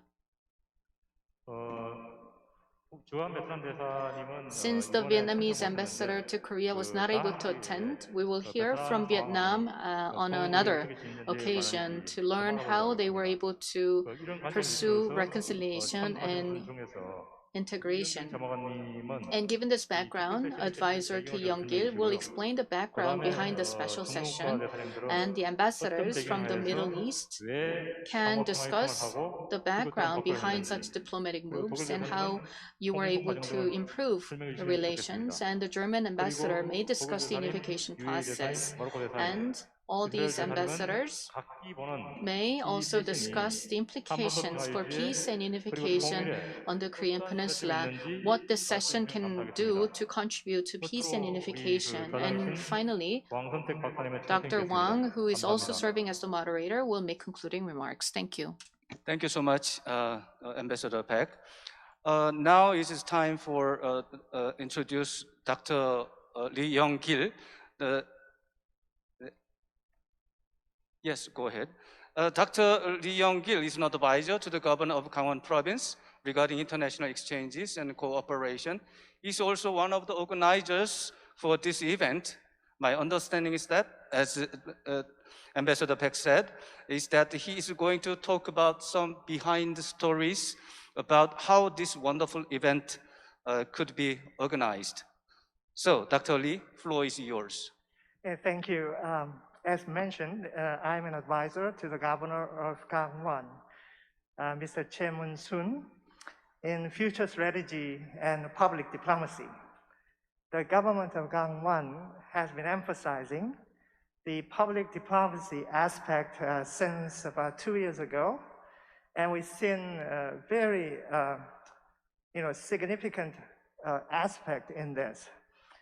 In fact, this is not a behind the story, but I'd like to say how we have come to this point, inviting ambassadors in the Middle East and the ambassador of Germany to this platform so that we Koreans listen to them, and also hopefully they listen to us.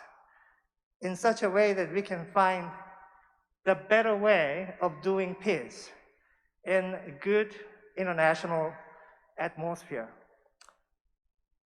The very point that we started with in the government of Gangwon is what we saw in the news. That was Peace to Prosperity Forum. That was facilitated by the White House in the US. And they facilitated in such a way that they want to approach the conflict issue from the point of prosperity, not just talking political issues among the heads of the states, but according to their logic, why don't we take a look at the significant aspect of economic cooperation by which we can reach the higher level of prosperity. That was quite successful. I believe that from that platform, it has come to a political agreement called Abraham Accord.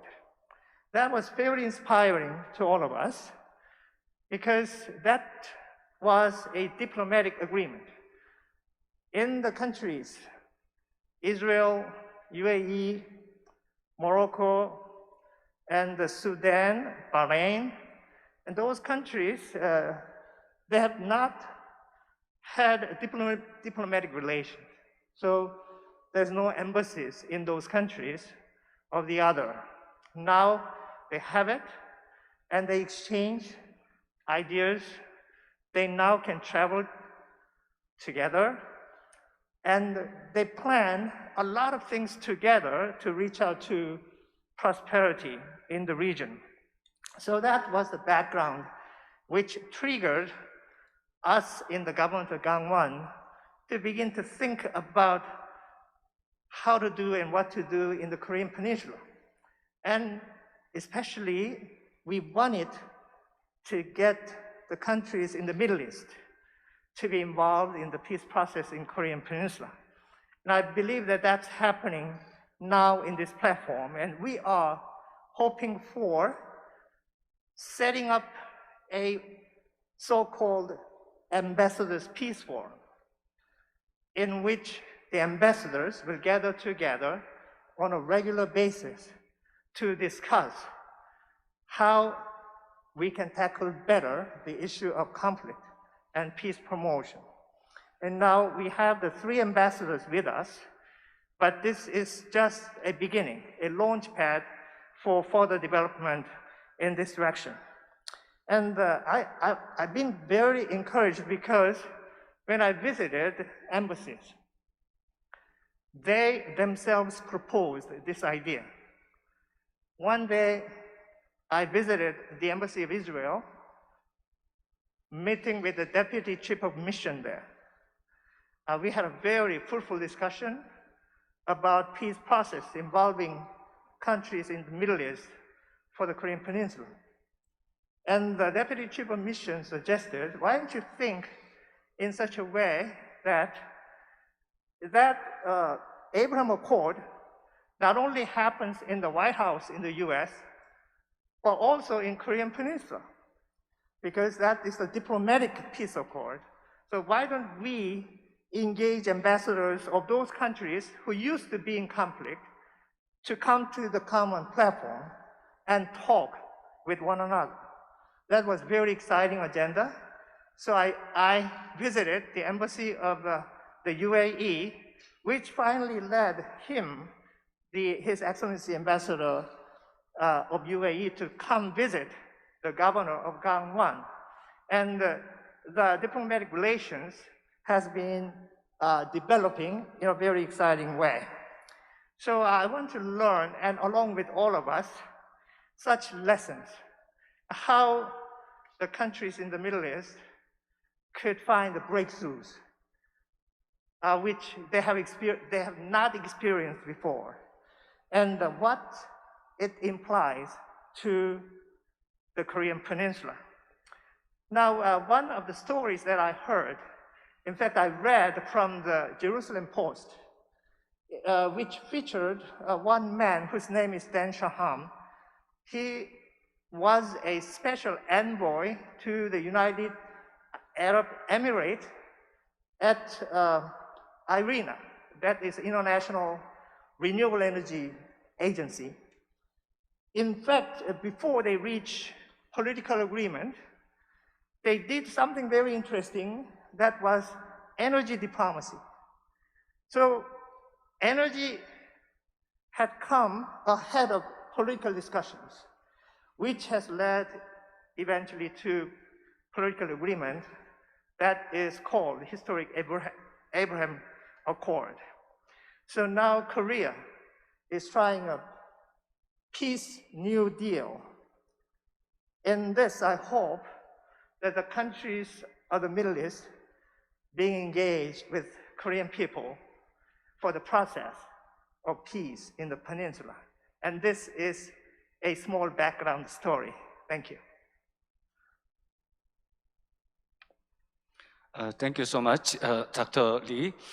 Now it is time for us to go into the in-depth discussion on the Abraham Accords. May I introduce the first speaker from Foreign Ambassadors.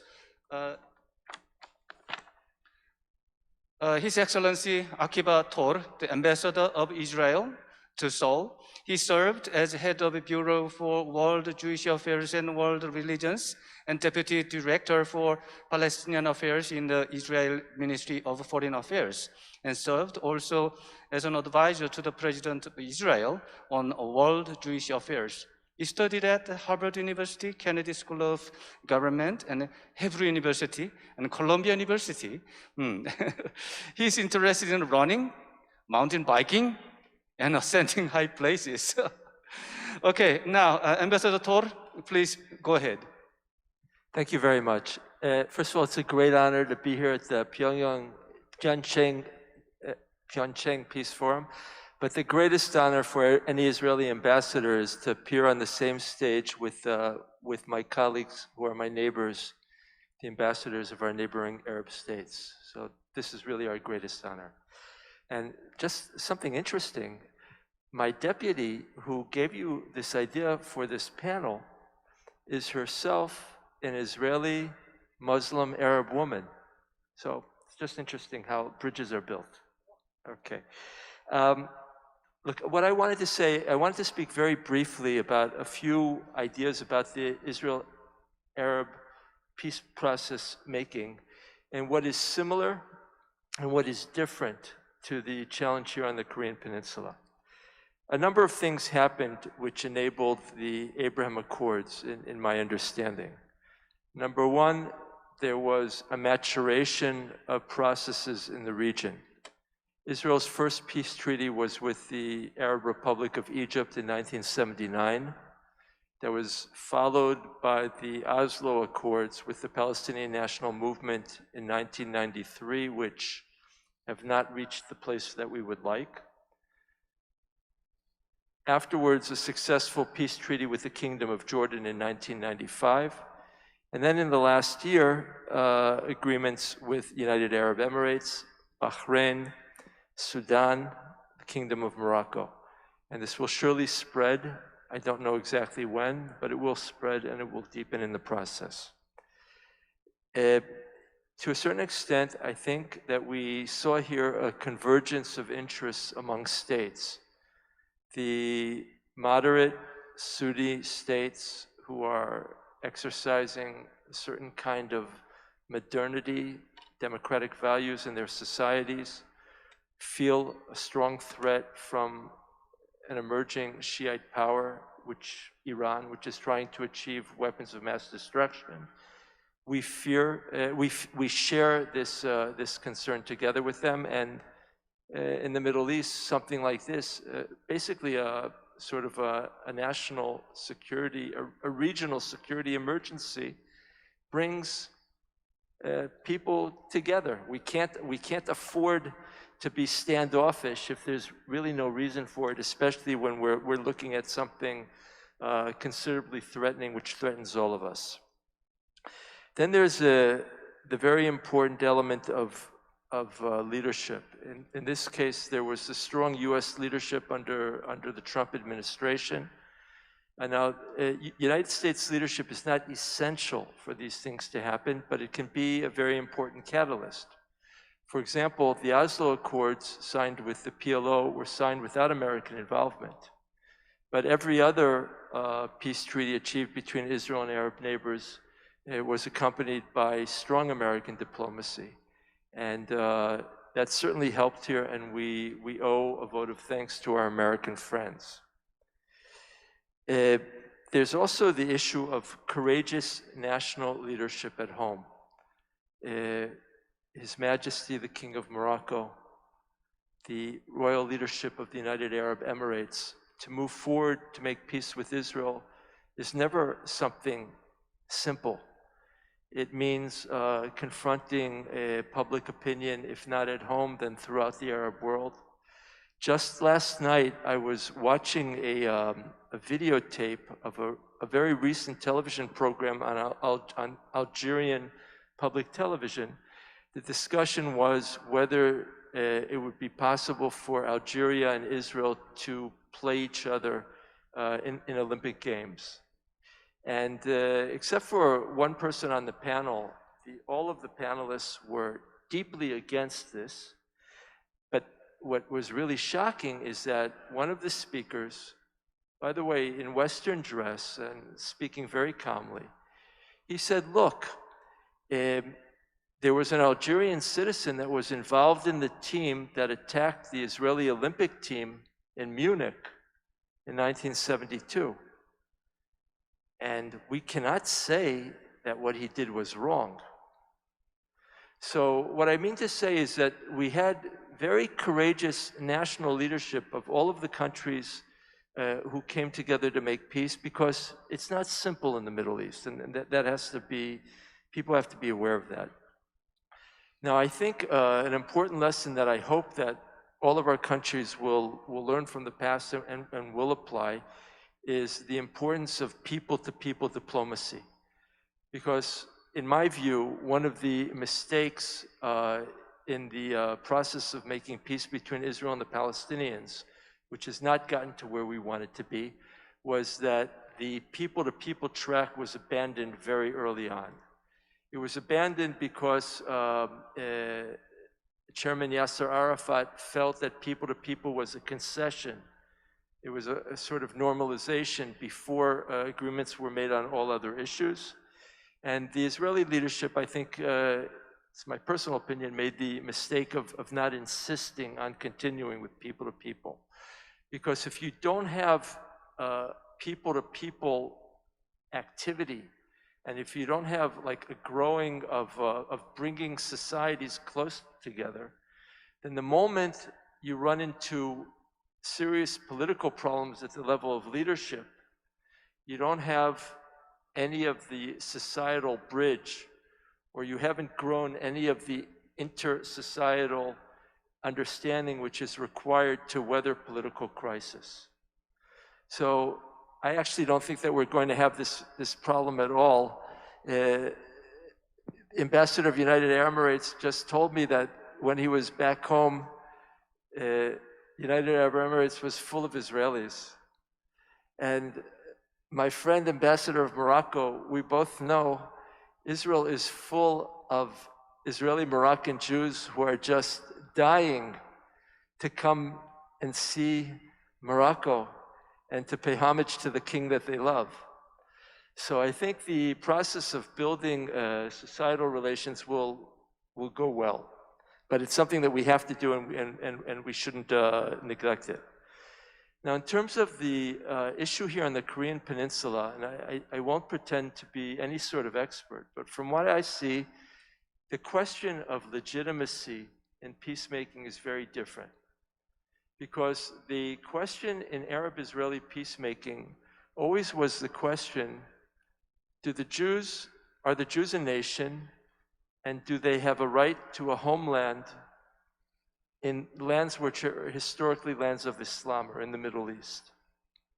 So it's a question of, do we have a right to be there physically at all? Whereas in the North-South Korean conflict, no one would argue that any Korean citizen of Seoul or Busan or of Pyongyang or Kaesong, whether they have a right to live where they are. The question is, what is the appropriate system of government? What is the appropriate economic system for delivering goods? And what is the legitimate government? But you don't have a debate about the actual legitimacy of the people there. Now, I think that this can be, in some ways, a more difficult problem and a less difficult problem. Because when your question is one of recognition of another people's national rights, it's possible to compromise. It's possible to say, for example, when Israel and the Palestinian people eventually do achieve peace, so we'll say, okay, we can achieve our national aims to a certain extent, you to a certain extent. At some point, we have to compromise. But there'll be a Palestinian national government, and there'll be an Israeli national government, and we'll reach some sort of solution between ourselves. Here in Korea, I can see challenges. I can see challenges on this issue that we don't face. There's another issue in our region.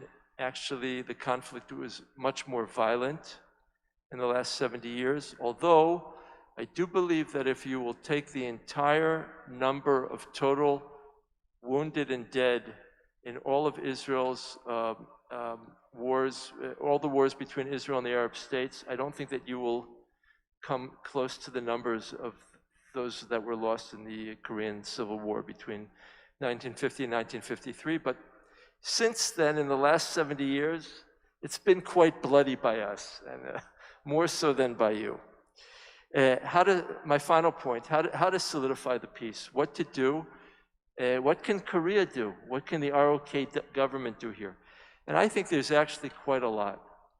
And look, the Korean business, to a certain extent, Korean government, has sometimes been risk averse or has considered that deepening a relationship with Israel comes at the cost of a relationship with the very, very important economies, energy economies and construction economies of the Persian Gulf, as well as friendships in North Africa and elsewhere.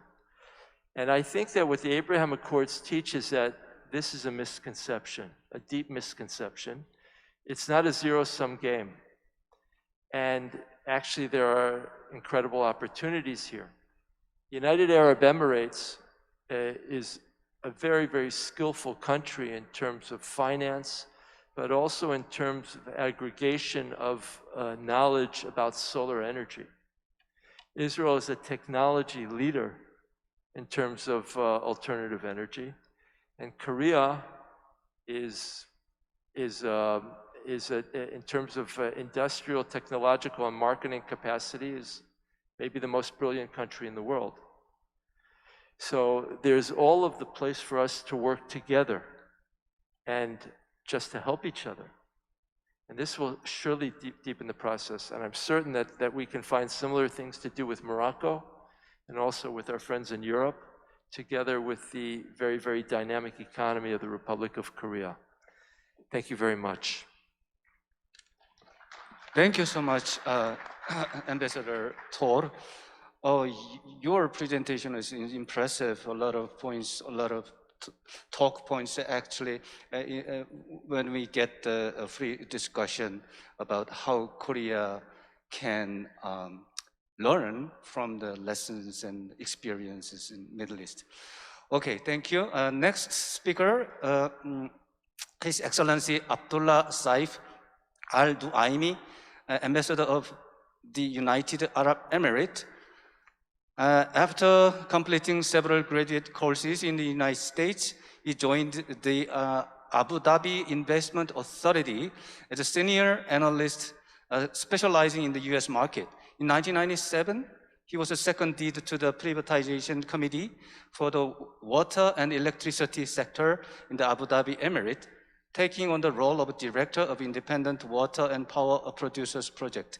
From November 2016 till present, he has assumed the duty as the UAE ambassador to the Republic of Korea. Ambassador Al-Duaimi, floor is yours. Thank you very much. Your Excellency, distinguished guests, ladies and gentlemen, good afternoon. First of all, I would like to thank the Governor of Gangwon for the invitation and give us the chance to share with them our experience in the Abrahamic Accord.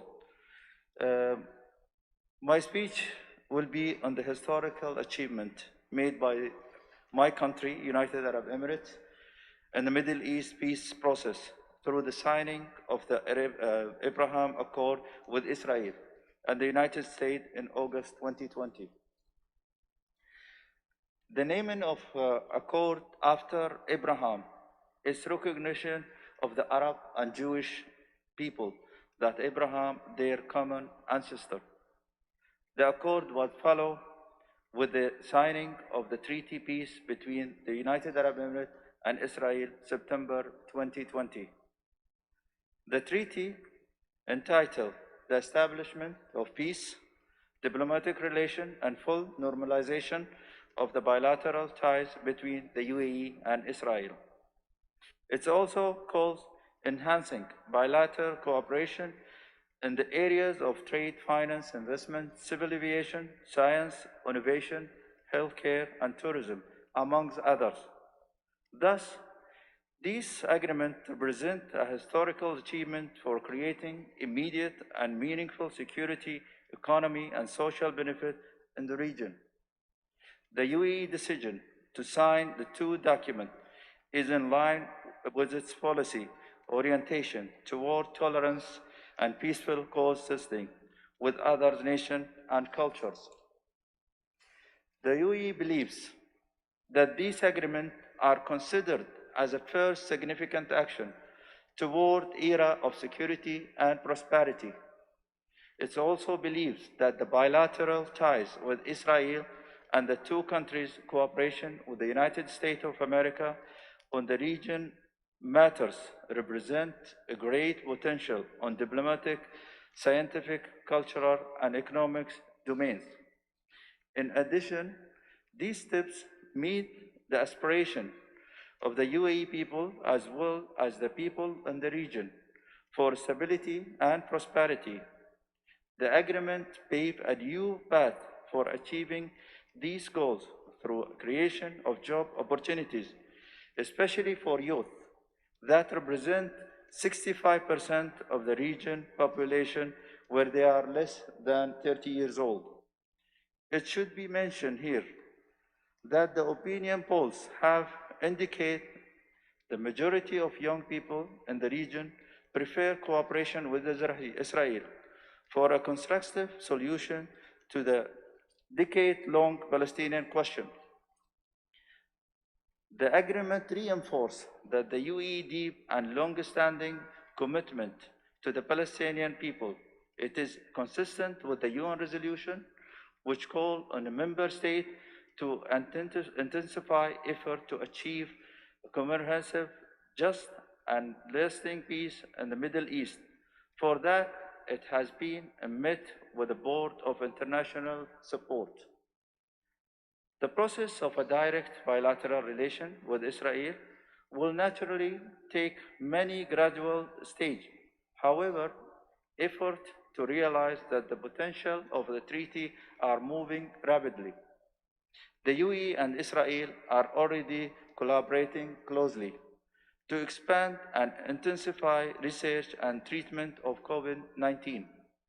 In addition, working groups from the two countries are making progress on a range of bilateral cooperation initiatives across key sectors.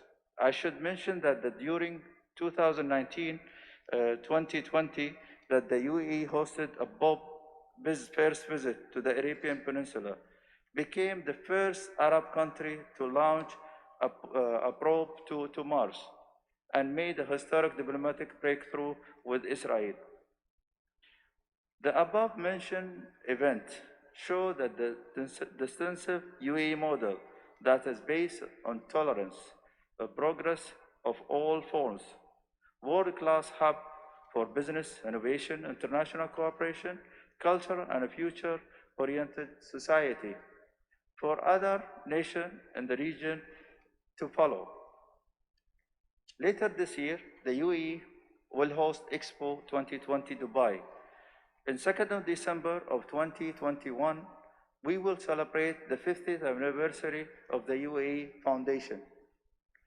Before I leave the podium, I should reaffirm that the UAE remains resilient and hopeful in facing the COVID-19 pandemic and its difficult economic fallout. As we think about peace in Korea Peninsula, the signing of the peace agreement between the UAE and Israel could also be a good example for the Republic of Korea and its effort toward peaceful coexisting and commitment to prosperity with its northern neighbors. Hope that today's forum will contribute positively to the peace in the Korean Peninsula and around the world. Thank you very much. 감사합니다. Thank you so much, Ambassador Al-Nuaimi. The next speaker is Ambassador of Morocco, His Excellency Chafik Rashadi. Am I right? Rashadi. He's from Marrakesh, Morocco. He was a renowned politician. From 2002 through 2016, he was elected as a member of parliament for 3 consecutive terms, as served as a vice president of the Moroccan parliament. During his parliamentary mandate, he chaired several projects and partnerships between the parliament and international organizations such as the World Bank, Westminster Foundation for Democracy, and the European Union. October 2016, he was accredited by His Majesty, the King of Morocco, as ambassador to the Republic of Korea. Ambassador, please. Thank you. Excellencies, my fellow ambassadors, distinguished guests, representatives of media, ladies and gentlemen, may peace and mercy of God be upon you all. I titled my contribution to this forum, Peace is a verb, not a noun. And you will understand why I chose this title throughout my presentation. But first, I would like to say that I am deeply grateful that through the hard work of the organizers and staff, we can meet safely today, despite the ongoing challenges of COVID-19. Further, I want to wish everyone good fortune and success for the Lunar New Year. Peace is a word invoked and dreamed of by billions of people across the world. A dream that humans from every language, background, creed, and experience all share. Korea has had its share of difficulties in the past centuries, including the yoke of colonization, the agony of civil war, and the precarious balancing act of rebuilding. However, this nation has also demonstrated on international stage the daily hard work that is required to ensure the dream of peace. Indeed, Gwangwon-do, this province that shares its border with North Korea, knows firsthand that peace is an essential foundation for prosperity and success. So it's here in PyeongChang that 2 Koreas joined together to compete under a unified flag in 2018 Winter Olympics. And it's here that the rest of the world joined them in that competition that represents the best of human cooperation. PyeongChang, the very name calls upon the dream that has brought the world here, as the name of the area means, the fruition of peace. It's only fitting then that the Syrian mountain area should host the PyeongChang Peace Forum and to bring together different representatives from around the world to discuss that peace we all crave. However, we must also remember that peace is not a passive state, but an active process. Each region and nation present here, Conwando, Germany, Israel, United States, United Arab Emirates, and my own country, the Kingdom of Morocco, has experience in their history and their present that teach us that peace is a verb, not a noun. In the case of our region and nation, peace has not been a quiet affair, but instead a constant reconciliation and dialogue. In that spirit, I wish to see this forum as a springboard for ongoing communication that will create the active dialogue, not only here, but throughout the Korean Peninsula, Asia, the Middle East, Africa, and the world beyond. May the seeds of understanding and discussion that we plant today truly bring a flourishing of peace in the year to come. Now, ladies and gentlemen, let's move on to the second part. The Kingdom of Morocco has a legacy of peace that it has maintained for centuries. My country is an international crossroad in the north of Africa and a mere 14 kilometers from Europe, with both Atlantic and Mediterranean Sea coast. Arab, Berber, African, Mediterranean, and Europe culture has met and mingled here over hundreds of years, creating a unique space of acceptance and dialogue that have been ensured in our Constitution. Further, religious tolerance has always played a role in our nation's history. Not unlike Korea, the formation of the Kingdom of Morocco began in the 7th and 8th century. Across the various dynasties, the Islamic kingdom developed, becoming a haven Sephardic Jews, escaping the Inquisition and other persecution, while also being a home Christian since the time of Roman Empire. Seeking peace, acceptance of diverse governance, as well as culture, the Kingdom of Morocco became the first country to organize the United States of America after their break with Britain.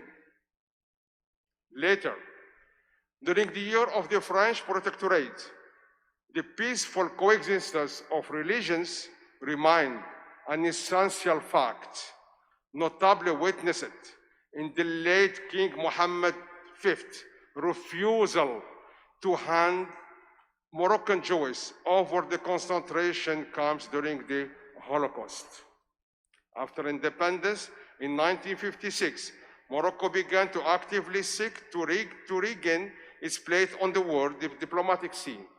It opened diplomatic relations with many friendly countries, such as the Republic of Korea in 1962, and continued strong partnership with these countries. Morocco has repeatedly had to commit itself to its peaceful legacy in a rapidly changing world. Now, ladies and gentlemen, a small selection of my country's important events from the past few decades.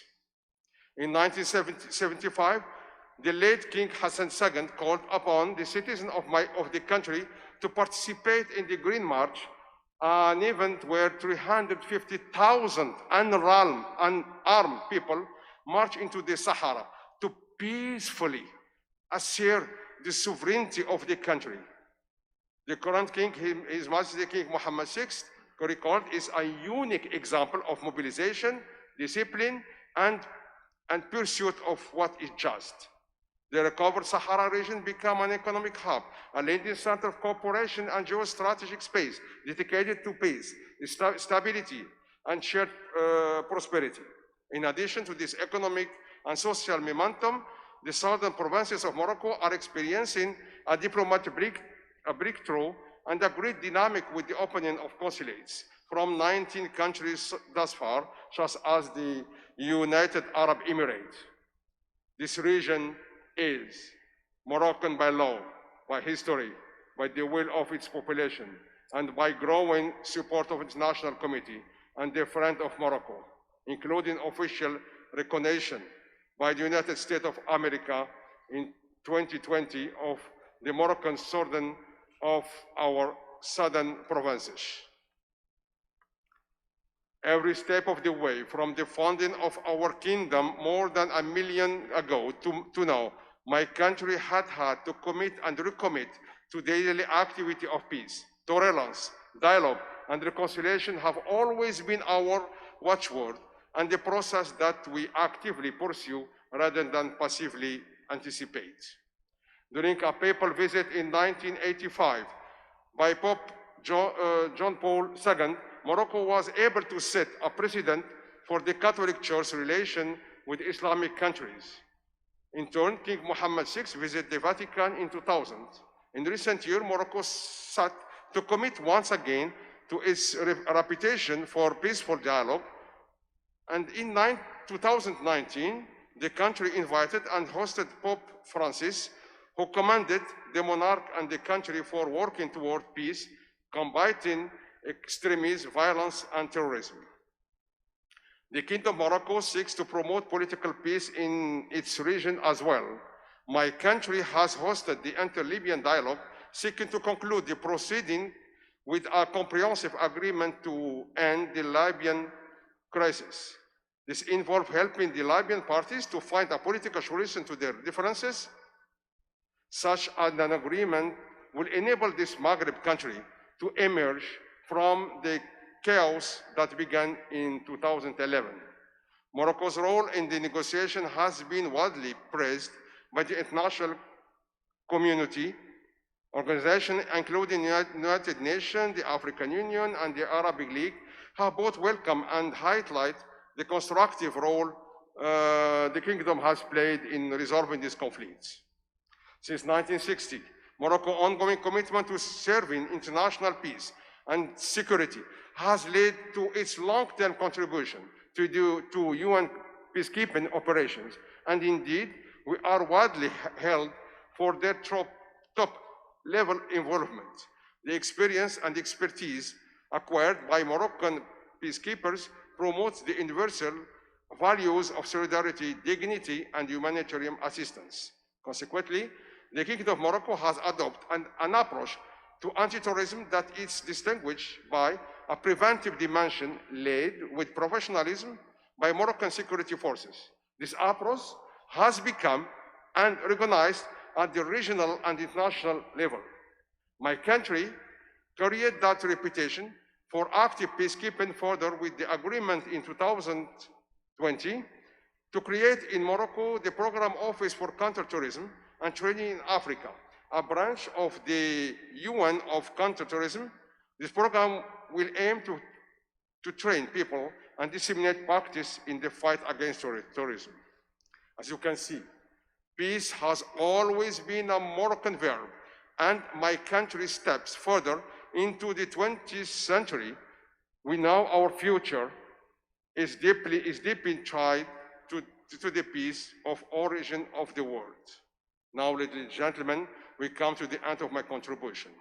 Through the Kingdom of Morocco experience concerning Morocco-Sahara, and recently the opening of formal diplomatic relations with Israel, we have experienced both division and union and understand the toll that takes on a nation.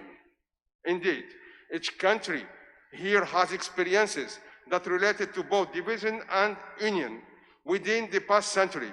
I firmly believe that it was especially qualifies each of us to come here to PyeongChang, another symbolic space of unity, to speak about the active processes of peace that take place in our nation, region, and the world. Hazrat Khan once said that God breaks the heart again and again and again until it stays open. Perhaps that it was we as countries who know both division and unity offer the world. The hearts of our nation may have been broken, but also means that they are open to those essential processes of tolerance, dialogue, and reconciliation. First and foremost, we need a safe gathering place to create the necessary dialogue between diverse groups. We're better than PyeongChang. Here, the organizers have maintained the peaceful space that we launched 3 years launched 3 years ago during the Olympic and Paralympic Games.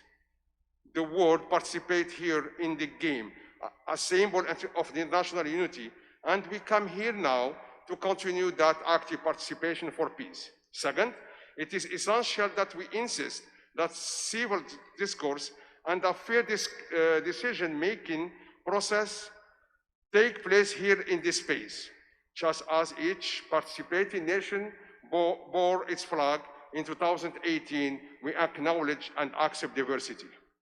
At that time, the athletes had friendly competition where everyone could show their skills. And now it's a diplomatic and representative come here in a friendly atmosphere to show our own peacekeeping and discussion skills. The Olympic always have judge and official to mediate and to resolve problem, just as we can quickly move to reconcile between conflicting or groups. Finally, we cannot simply feel satisfied after a successful peace forum held here among our group of participants with similar experiences and open mindset.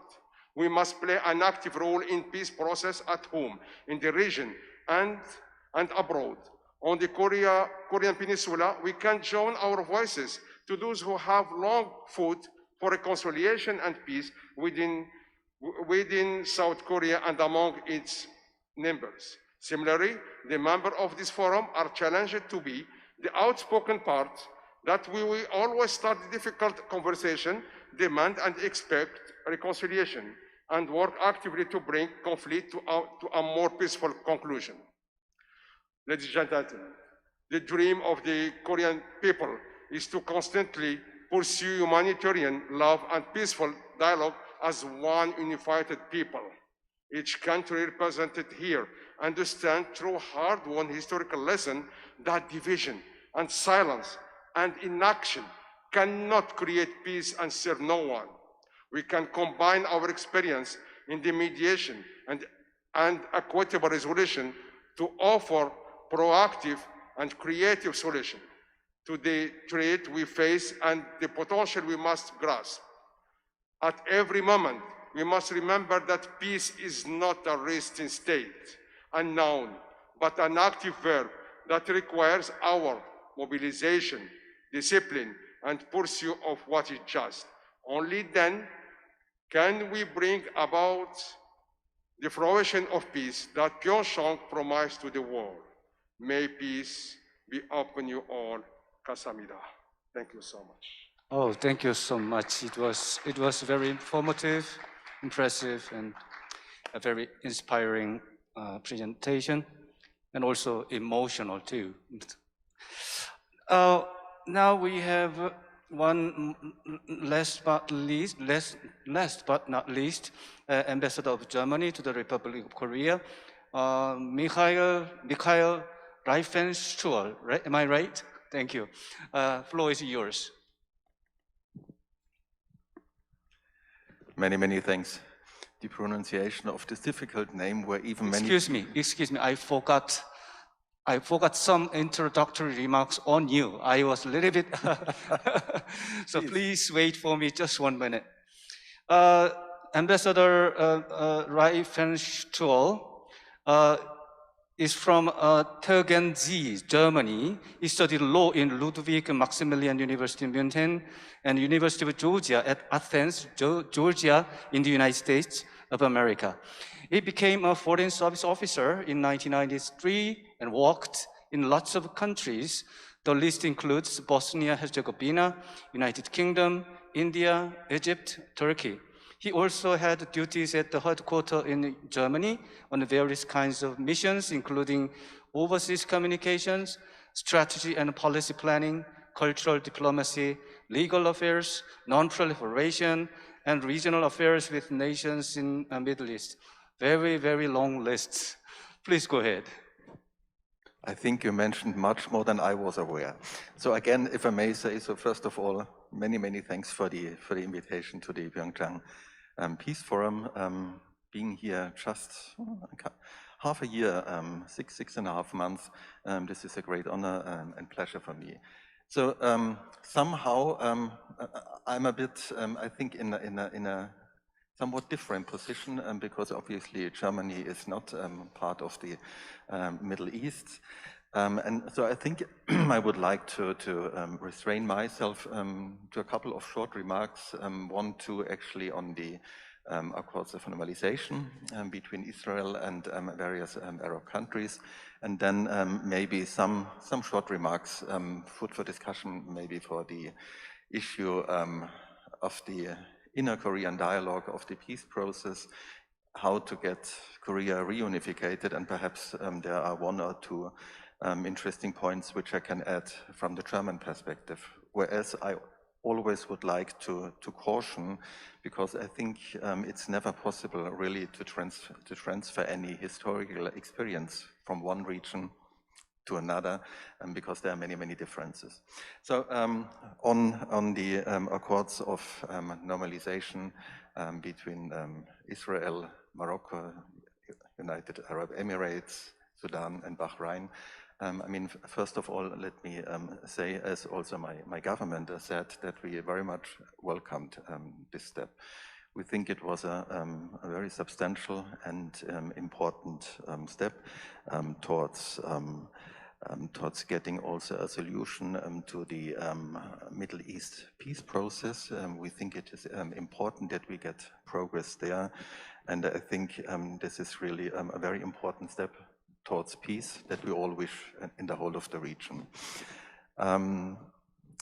My dear colleague from Israel and my friend Akiva, he mentioned one point, what I experienced myself, also when I was in Cairo, but also extensively traveling in some of the Maghreb countries. I think one of the most important aspects, and that's what you mentioned, is actually creating people-to-people contacts. It's one aspect that you have good relationships between the states, between the governments, but I think in the end, this is what we also experienced on other levels of relationship with third countries. If you are in a difficult political state of affairs, then if you have good, intensive, independently working people-to-people contacts of the different fields of society, be it from the parliamentary field, be it but of the field of science, of civil society, of pressure groups, climate, whatever you have. I think this comes very near to what you said, Akiva. I always call it's some kind of a safety net for bilateral relations. So I think this is something what I'm personally very much looking forward, that this also develops between Israel and the Arab states, because I think in the end a solution of this issue and peace, lasting peace in the Middle East, really also depends a lot not only on the political side, but also that there will be people-to-people contacts as some kind of safety net. Second, a very short remark. As it was mentioned, but I think it can't be underlined sufficiently in the field of diplomacy, it's never a zero-sum game. If you start negotiations as a zero-sum game, then most probably you never will succeed. So I think it's obvious that there must be interests, and there are interests from all countries and that were involved. And I think this is also good, because it gives much more stability and durability to these kind of accords if there are also interests involved. And something what I also think is important, that even if you do have on some issues different opinions, and this I think is very normal if you come to the level between states. For example, like with us and Morocco, where we do have a very, very intensive and good relation, but on some issues, like on the Sahara issue, we do have different opinions. So I think this is very important, that despite you have differences, you have different opinions, you continue to search where are your common interests, and that you simply define them and work on them. So first remark on the inner Korean situation.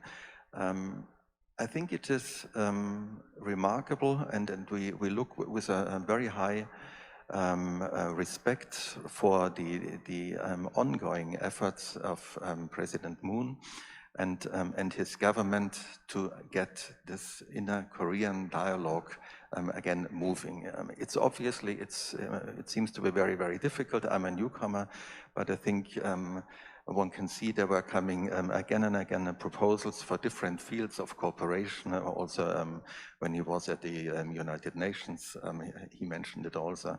And there's not much response. But I think, and this is one German experience, I think it's important to continue with this kind of policy, because if we, and even if this is sometimes internally very heavily criticized. If we and now would draw a comparison to Germany, if we think back to Germany, where we had reunification in 1989, there was one politician, it was the Social Democratic government under Willy Brandt, who actually changed German policy towards the Eastern Bloc, and in particular towards the GDR, and he tried to create some kind of dialogue policy. This was at the beginning to the very fierce opposition of especially the Christian Democrats. One can say this today, and it took a while that really also the political spectrum was convinced of this. But he continued, even if it was not always at the very beginning successful, but he continued, and they established what I think was very, very helpful in the end, when then suddenly reunification was coming, that there was some kind of ways, avenues prepared somehow to handle this very, very complex and difficult process of reunification. Difficult from a social aspect, difficult from very different societies, difficult with regard to wealth distribution and how you could get in the eastern part economy again also competitive. So there were many, many challenges, but this early starting of a process, people-to-people contacts, family visits, and many other things, in the end, I think it was quite instrumental and helping to ease the reunification process. And that's my last remark. When I think back to German reunification, I was just traveling as a backpacker in China, so I learned only a couple days later of it. And when I saw it at the television screen, first I thought it was some kind of science fiction movie. So what I want to explain is, if you would have made a survey 1 year beforehand in Germany amongst the population, will there be reunification in 1 year, in 10 years, in 20 years? I don't know how high the percentage would have been to say that there would be a reunification coming. And the second one, and this goes to an inner Korean discussion, if you would have asked people, this will be very costly. Are you really willing to spend this money for reunification? I don't know what the result of especially the younger generation in the western part of Germany would have been. And there comes in the leadership issue.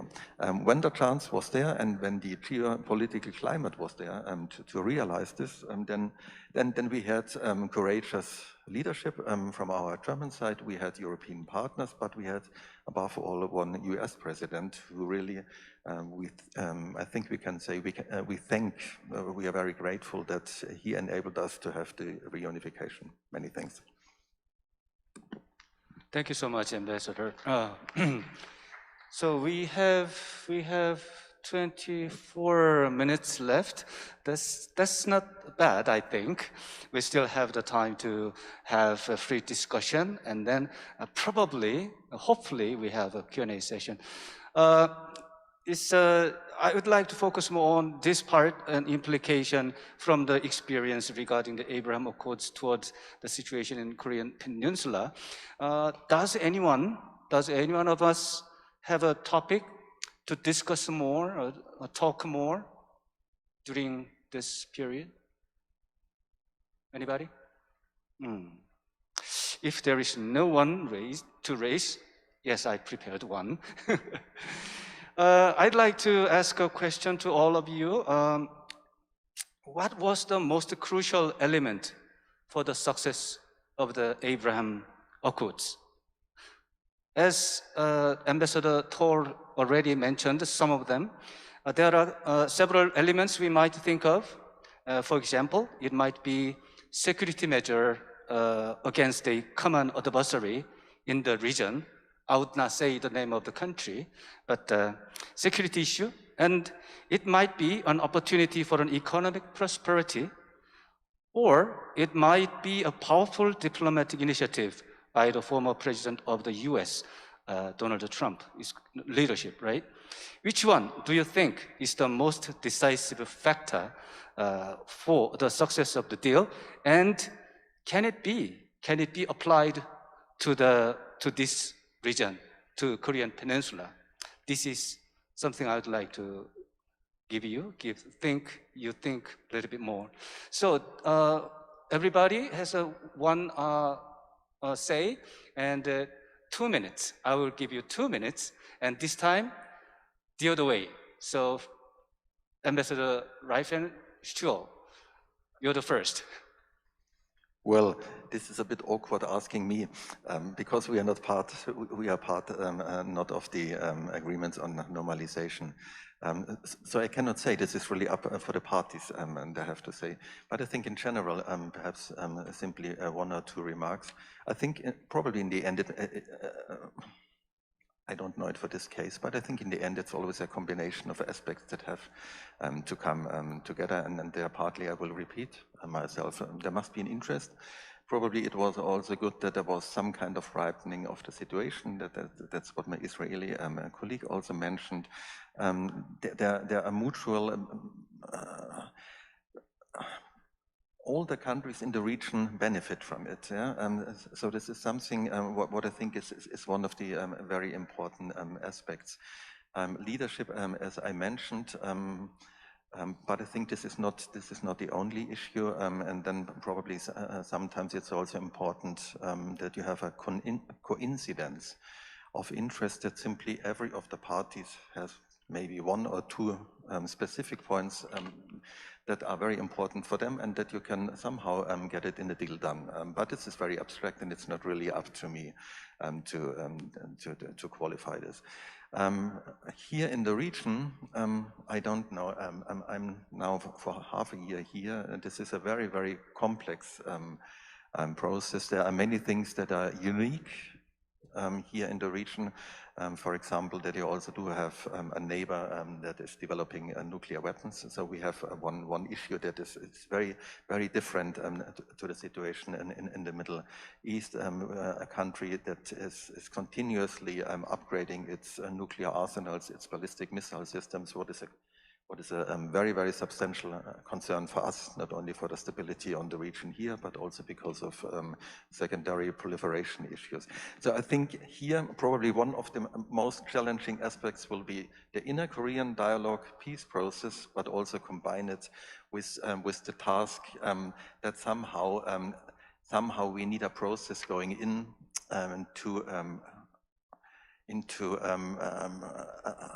this is not up for me to say, but into some kind of procedure how you get denuclearization done, what is important for us, and that in the end it must be really verifiable, it must be complete, and other issues. I think this is probably one of the most tricky issues. Thank you.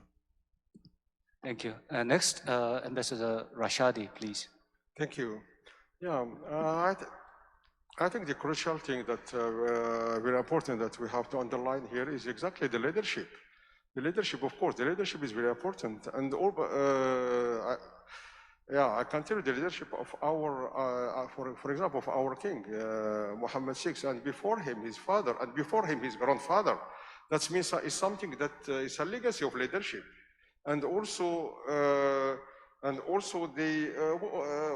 What happened with between Morocco and Israel is more than a normalization, because you have to come back to the history, and it starts from centuries, and this relation between our 2 nations, and also the successful of the deal.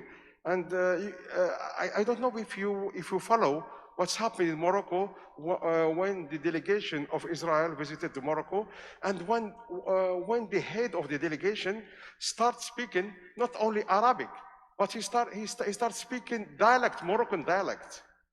That Moroccan dialect, and he was in front of the journalist, and he was speaking with the Moroccan dialect. That's mean. That's mean that is something that is not. We don't wake up one morning, and we said, okay, let's do that. It's something coming from the history. It's something, of course. The base is the leadership of our king, and it's a process also, and also. I think that during my presentation, what I said, that the peace is a verb, it's not a noun. Exactly what's happened also, we can't, I was here in 2018 in PyeongChang Olympic Games, and all the world was watching the two Koreas together under one flag, and going together to compete. Of course, we are speaking about games. To compete against others. That is the hope of all Koreans. Thank you. Thank you so much. Next, Ambassador Al Duaimi, please. Yes, thank you.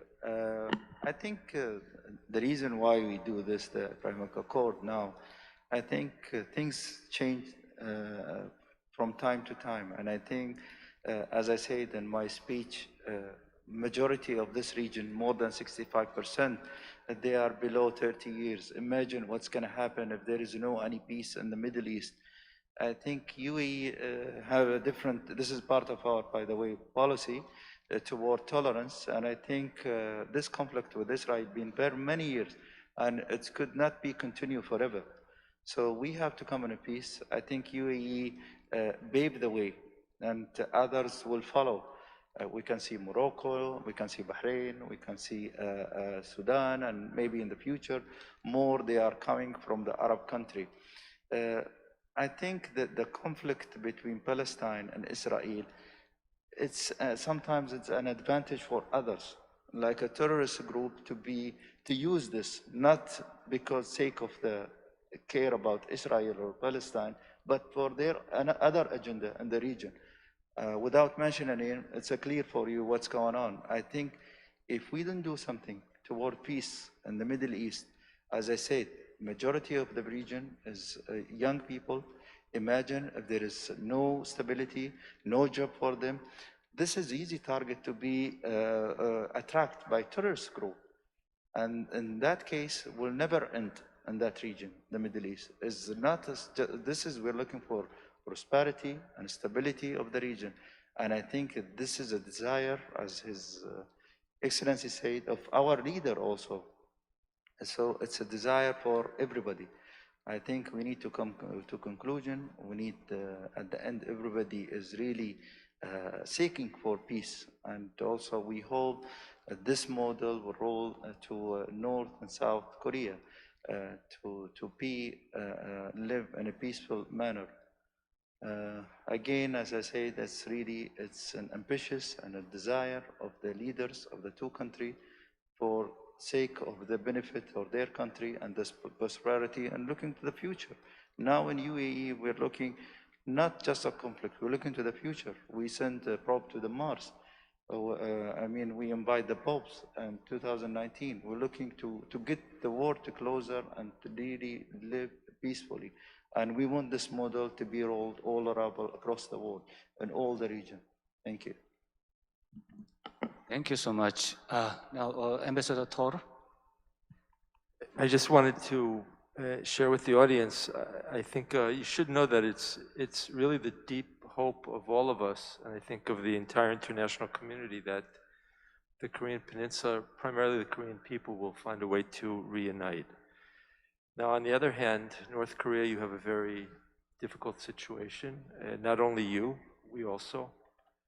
We're always looking at the problem of proliferation and what it means for our region.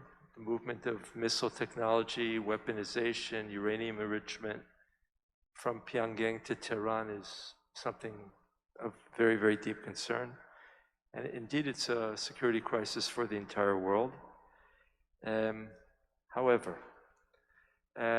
when I was listening to the speakers, so I admit, I apologize, I Googled the photographs of the United women's hockey team. And I have to admit, I felt very emotional. It was really something very beautiful. It would have even been more beautiful if they would have beaten Sweden and all the other teams. That would have been incredible, but maybe that's too much to ask. Look, I agree with my colleagues that on the one hand, you can't allow things to slide. You have to be proactive. Shafiq said that peace is a verb. And you know, during the 90s, when Israel was working on the interim agreement following the Oslo agreement with the Palestinian Authority, there were people in my ministry, I remember as a young diplomat, who would say, oh, the peace process is irreversible, we'll never be going back. You know, that's not correct. It's very reversible. So you have to certainly verbalize the word peace. However, I think that every young, middle-aged, and even elderly Korean should live with the hope that this will certainly happen sooner or later, because it's sort of like a force of gravity. It's irrational that the Korean people should not be united, that they should not be sharing the same landmass. It doesn't make sense. And generally, in the course of human history, things that don't make sense find a way to reverse themselves and to go the right way. But as Michael said, it can be very, very sudden, like the falling of the Berlin Wall. By the way, the emergence of Mikhail Gorbachev and the freedoms which came to the Soviet Union were also very much unexpected. By Kremlinologists had no idea that would happen. So one should always be prepared for unexpected good news. But the tradition, the Jewish tradition, our tradition about waiting for the Messiah is the Messiah can come today, but surely he will come even if he tarries. And I think that's not only a religious dictum, I think that's an idea of hope in the human spirit. It will happen. I think so. It's not a state position of the State of Israel, but I think that Koreans should not give up on it. Wonderful, wonderful. Thank you. Now, Dr. Lee, you have to say. No, 2 minutes. Actually, I don't have comment on it, but I'd like to ask questions to the ambassadors. That is... Excuse me, Dr. Lee, we have just 7.5 minutes, so do you think it is possible? Okay, yeah, just a brief question and brief answer. Okay, go ahead. My question is simple, what you all, like all your countries could do to facilitate peace process in Korean Peninsula.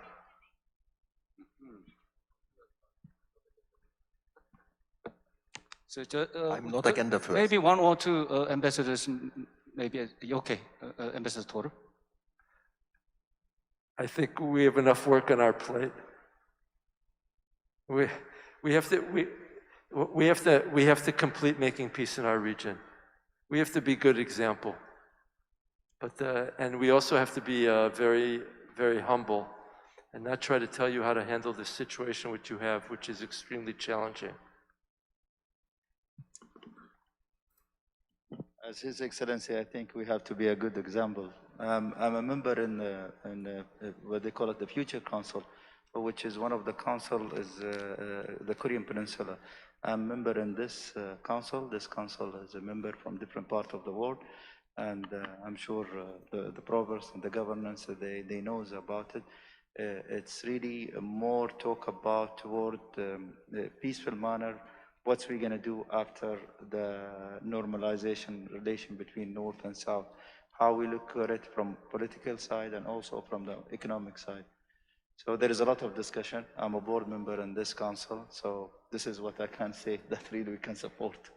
Thank you. Yeah, I think I join my colleagues what they said, and I want only to add that the discussion and the negotiation must be under exactly what's happened. I come back again to what's happened here in this place in PyeongChang in 2018, when the two Koreas work and hands one unified flag. That's what I want to say, that the negotiation must be with a mind that is a peninsula. In that case, the negotiation can go further, and it's a hope for all the world, because peace is not only a part of the world. We need peace in every part of the world, and of course, we need peace, and as the slogan says, peace here and now. Thank you. Thank you so much. Please.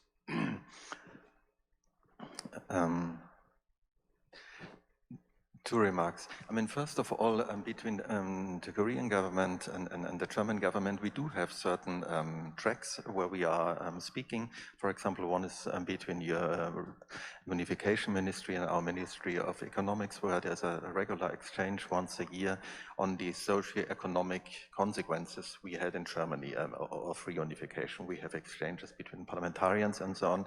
So there is an exchange, and I think it's, by the way, a two-way learning process always. It's never a one-way road. And we, from our side, also 2 weeks ago, when we had our last high-ranking telephone call between our ministries, it also was said again from our side, if and wherever we could be helpful, of course, we are very much looking into it, and we are willing to look into it. But I think this is really first and foremost, of course, up to Korea, to the Korean government to define. But in a very humble role, what we only could play, we always would be very much willing to help where it is possible. Thank you. Thank you so much. So yes, now Ambassador Beck, please. I have many questions, but we don't have enough time. Therefore, I would like to ask Ambassador of Germany just one question. As you know, the Gangwon province is the only divided province in the Korean Peninsula. And the Görlitz, a German city, Görlitz is also divided city between Germany and Poland. Which communication or which relations happens between East Görlitz and West Görlitz? Görlitz, not Görlitz, Görlitz. You know about Görlitz? Görlitz? No? Sorry, let me take it. This was probably a phonetical problem from my side, but I can assure you I'm very much willing to look into it, as we diplomats always say, and then I will give you an answer afterwards. Many, many thanks. Sorry. Görlitz between East Germany and Poland and Czechoslovakia. Görlitz.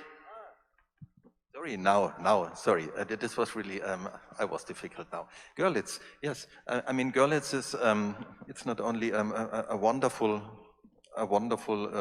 rehabilitated city, but it is for us a very, very important symbol, because it actually is divided by a river, and one part of the city is in Poland, and the other part of the city is actually in Germany.